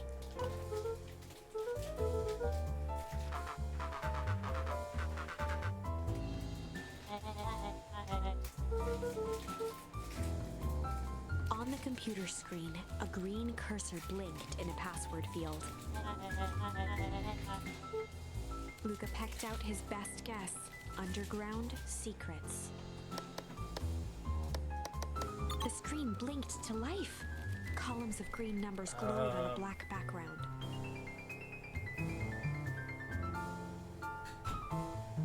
How did we get that one here?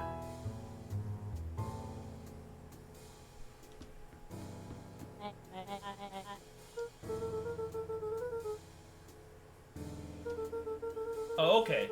I guess I must have missed that.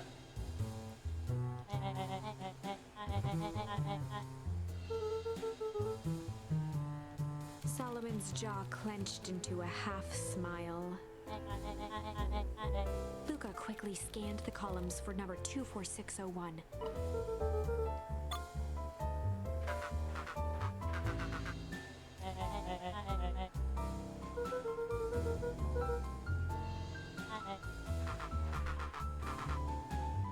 Once again, Luca scrutinized the numbers on the screen. In that moment of distraction, Solomon reached forward and pressed a large red button.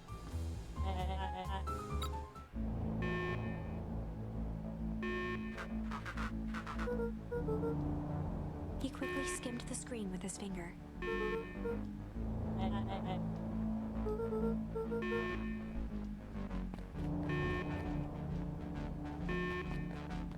That's when the big guy starts punching.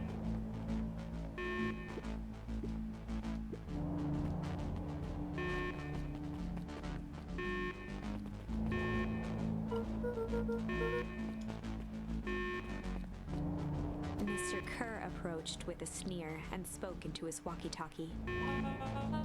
With self-satisfaction, he called into the hallway.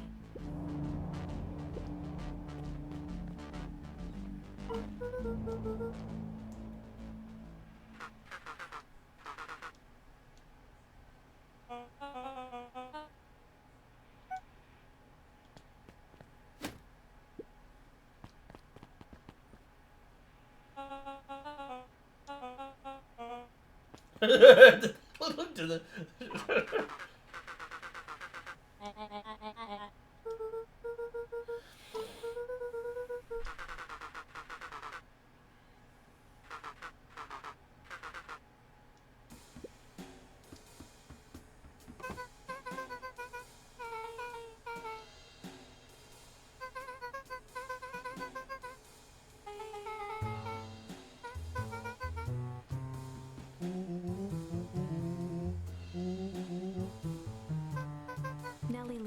to examine his teeth.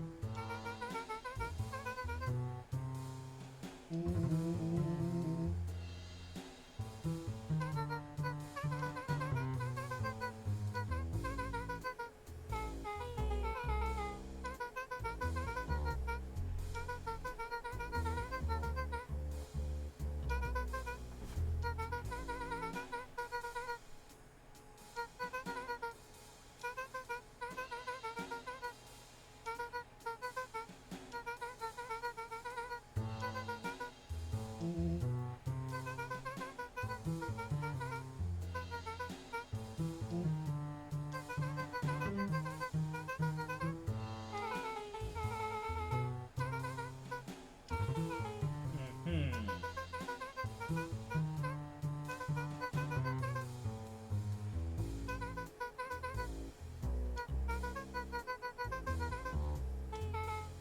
Nellie sighed.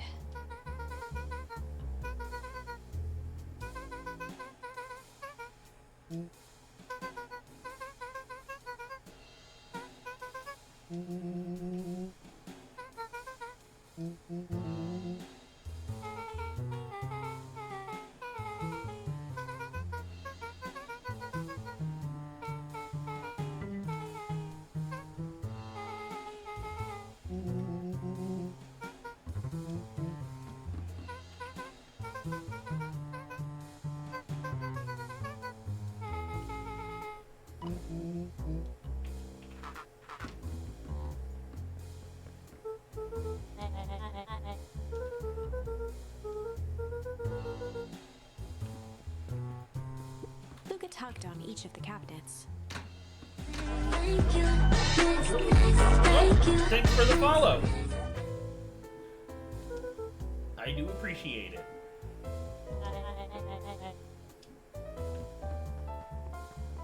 Are there books on the seat? Maybe because the founder's short. Maybe child-sized. Luca held his hand up to the ashtray. Oh god, he smokes?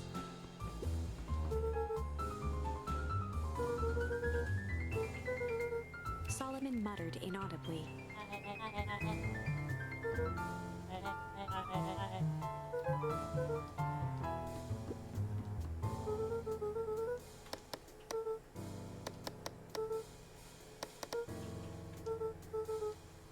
Solomon once again muttered under his breath.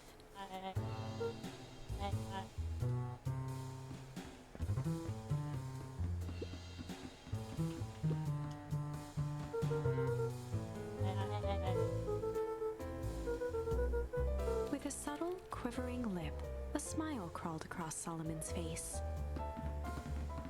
They heard the trampling of frantic footsteps from the hallway.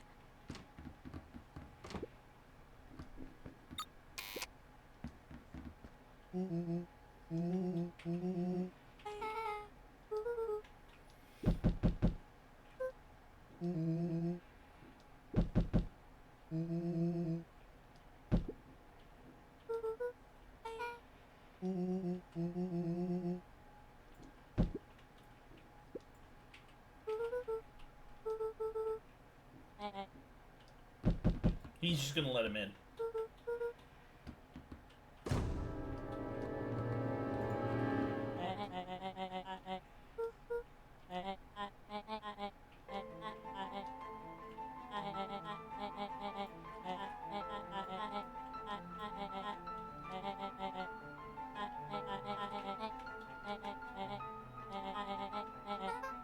Her eyes searched the floor in thought.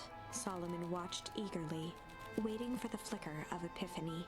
With a sickened look, she peered into his soul. Solomon clapped with genuine delight.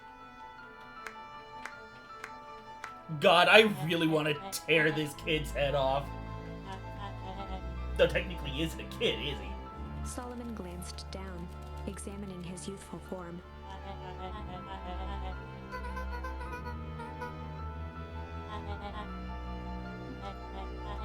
Kerr presented it with a theatrical twirl of the hand. before he could finish, Rollo snatched the vial from Kerr's palm.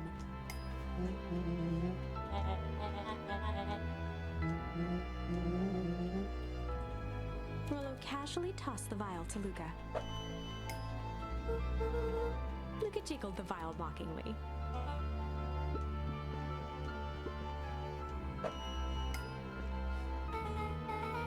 She held it tightly behind her back.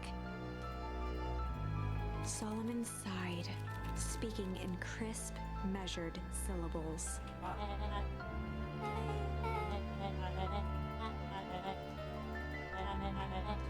He pursed his lips with feigned sincerity. A deep uncertainty washed over Beck.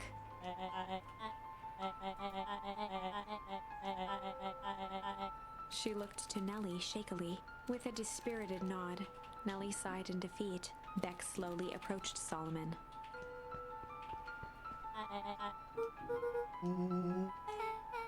With apprehension, Beck conceded. Solomon pocketed the vial and brushed off his shoulder with a sharp flick. The blood drained from Kerr's face.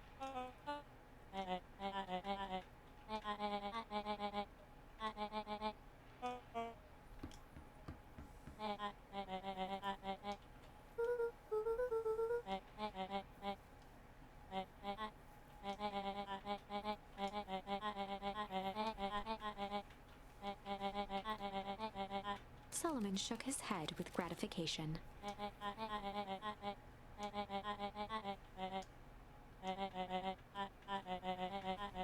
A muffled applause resonated faintly through the walls.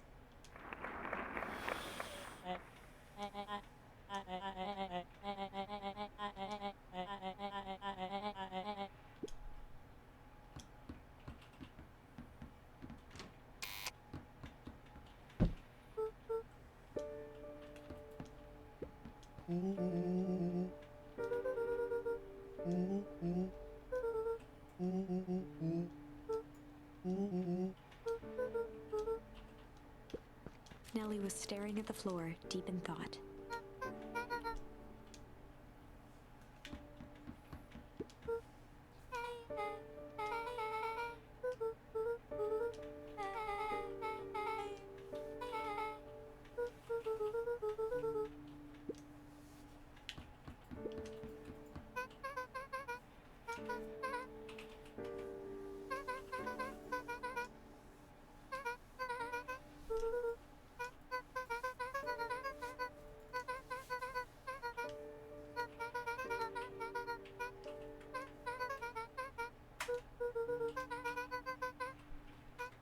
Oh. The color dropped from Luca's face.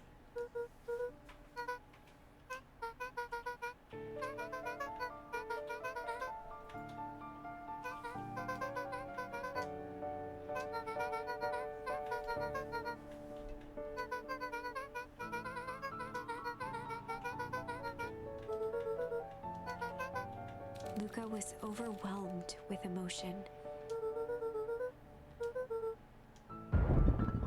A sudden explosion sounded from the hull. Uh-oh.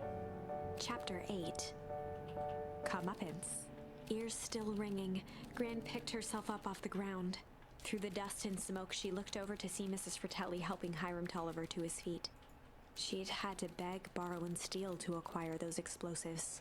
How many nights had she spent visualizing how she'd use them to make things right? And now, her one shot at destroying the source, that damned hole that swallowed so much of her life, was gone. Traded for this jagged hole in a wall and a foolhardy shot at rescuing Rollo. With Fratelli and Tolliver at her side, she stepped through. It was a strange feeling. The last time she'd stalked this maze of hallways, it was in a different body. They quickly rounded a corner to find a group of clipboards guarding a door. Something worth guarding is probably something worth seeing. She leapt forward, brandishing her cane. If her last chance at vengeance for things lost was truly gone, she would just have to fight to keep what she still had. Aha!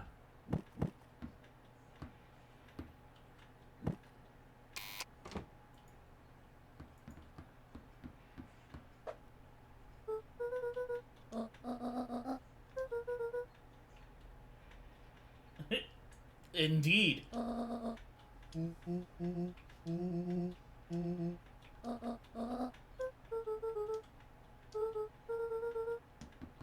They made their way out from deep within Perennial Harvest, just as Solomon finished up his speech. Solomon pulled a glass vial from his pocket. In one smooth motion, he downed its contents. A triumphant smile grew across Solomon's lips.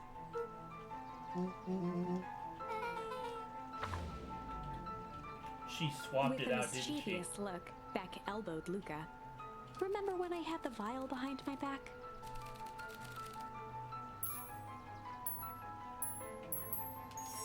I might have tweaked his wonder potion with a little junk.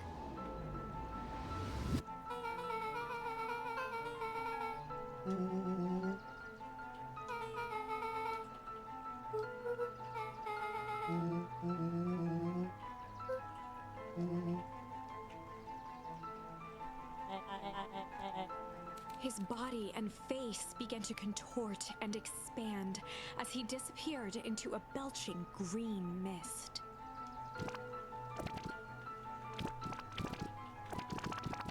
He's gonna be old. Or just gray. Oh, he did!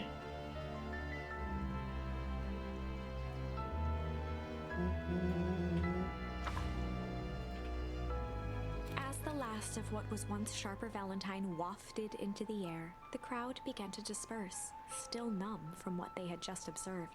Sharper Valentine was gone for good. His end would be a new beginning for Beacon Pines. A new chance to let go of the things they had lost and grab hold of a new future. The end. Well, I'd be lying if I said that wasn't a bit gratifying. If that feels to you like a good note to end on, I won't stand in your way.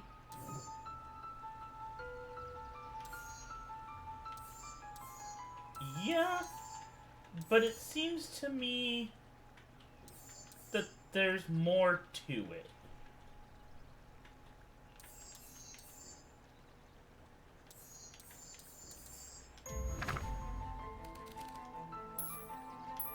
Let's try this one. I might have tweaked his wonder potion with a little change.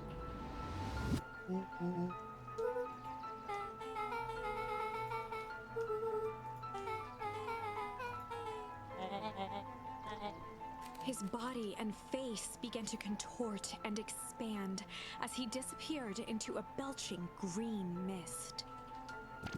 Is he gonna turn into a statue?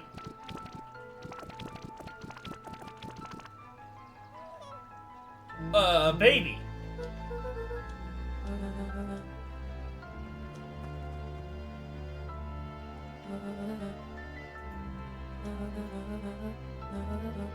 Eris awkwardly cradled the squirming child. She looked to her brother, her voice shaking with uncertainty.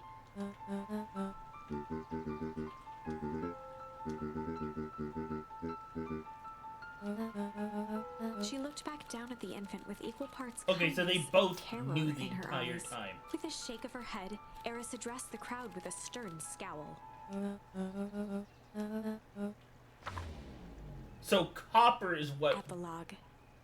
reverses Beacon it. Pines' coldest summer on record came and went without much fanfare. Folks shared what they had, and none were left wanting. The new school year was ushered in by the falling leaves of autumn. After everything Luca, Rollo, and Beck had been through, middle school was bearable. The chill of winter didn't seem to bother people much. They kindled a hope for a better future in their hearts. When spring arrived, farmers planted their crops with a sense of joy and optimism. And as the dawn of the first day of summer came again, its light slowly spread through the shallow valley. It crept over the town square, across the river, past the neglected welcome sign, and came to rest on a young boy sleeping at dawn, his mind at peace, knowing he is here for a reason. I guess that's how it...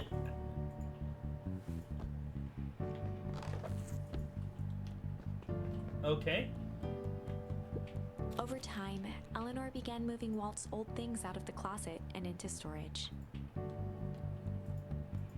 Eleanor had moved back into her bedroom, Okay, so and now that they she know. wasn't sneaking out late, she even slept there most nights. But did they fix them? No, they did not.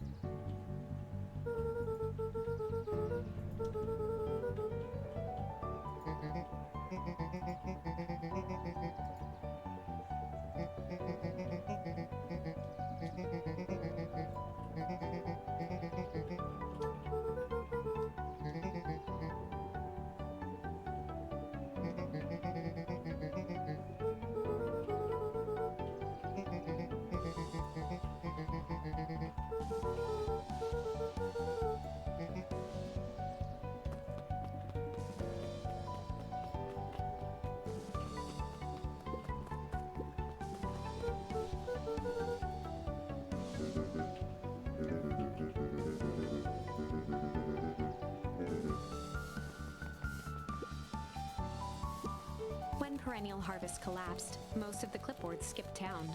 But some stuck around and dedicated themselves to making things right.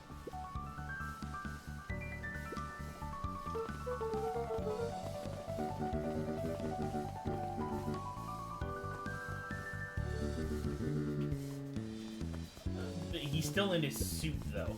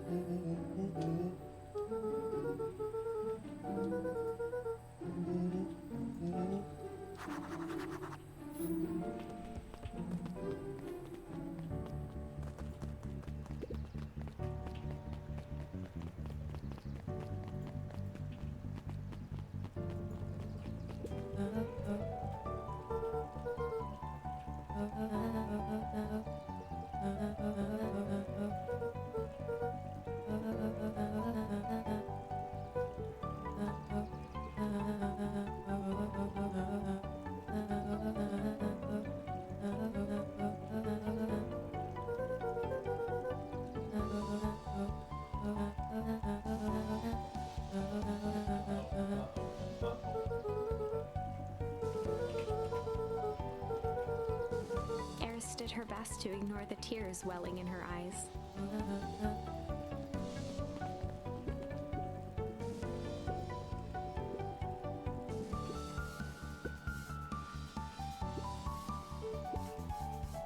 Uh-huh.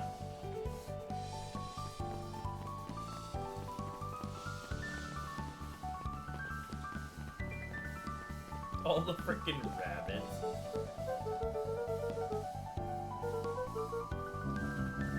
Mr. Nuncreed shook his head.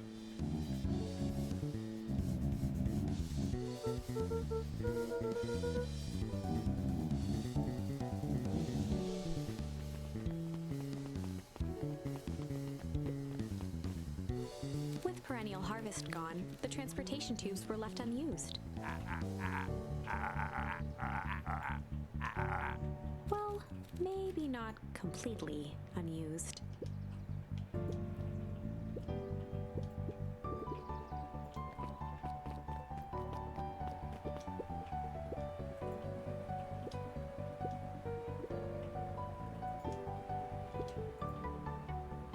Okay, so it's coming back. That's good.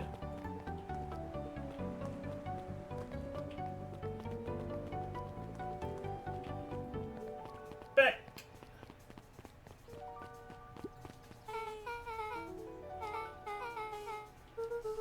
It took you a whole year.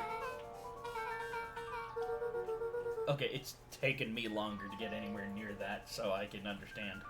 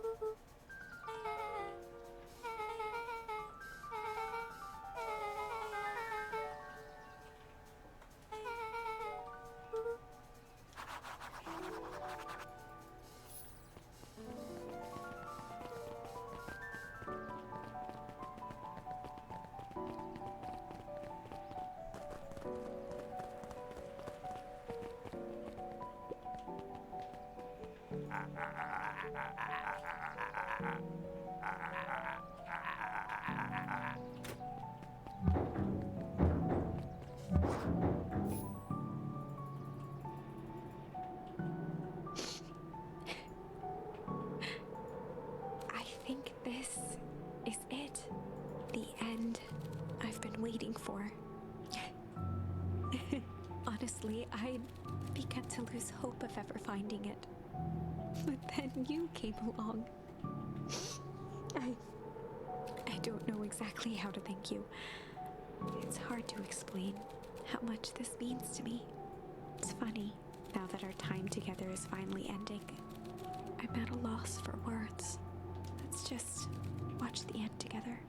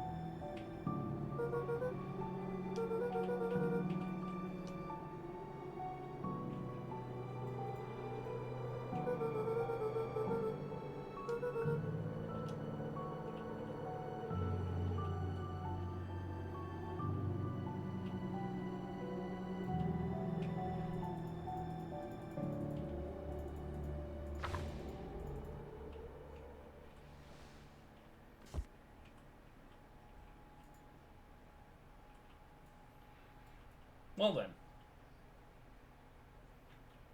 I guess that's the end of it.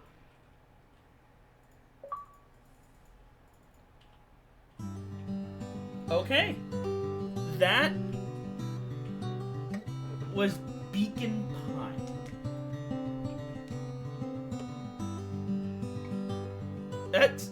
It was a good story. I enjoyed it. I enjoyed playing that, and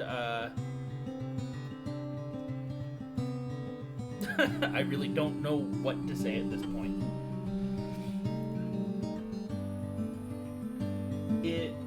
I decided to play it because it had a very Night in the Woods vibe to it when I looked into it, and I do have to say it hit a similar groove, but the charm and tree mechanic that they decided to use was definitely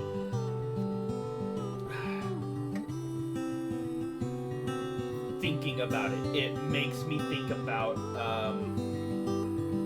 Until Dawn. They tried this whole butterfly effect idea, but playing through the game, you realize that no matter what, the same events happen. It's just the only thing that changes is who it happens to. And I feel this right here, what they chose to do here, is a better representation of the butterfly effect. Way better, honestly.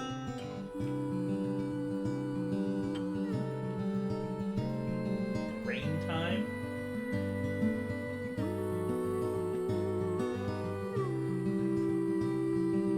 I don't know what you mean by rain time.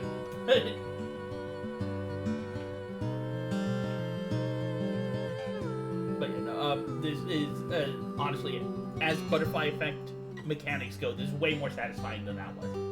Absolutely. What? No. 7 no, TV. no, Okay. no. I don't know that one. No. But yeah, anyway, that is the end of this story. Hopefully at some point I'll be able to find something else that also fills this niche, this story in a little town type area that this game and Night in the Woods fills, because I really enjoy this stuff. This is really good stuff. But next time we will be doing something different. Until then, I hope everyone has a fantastic night.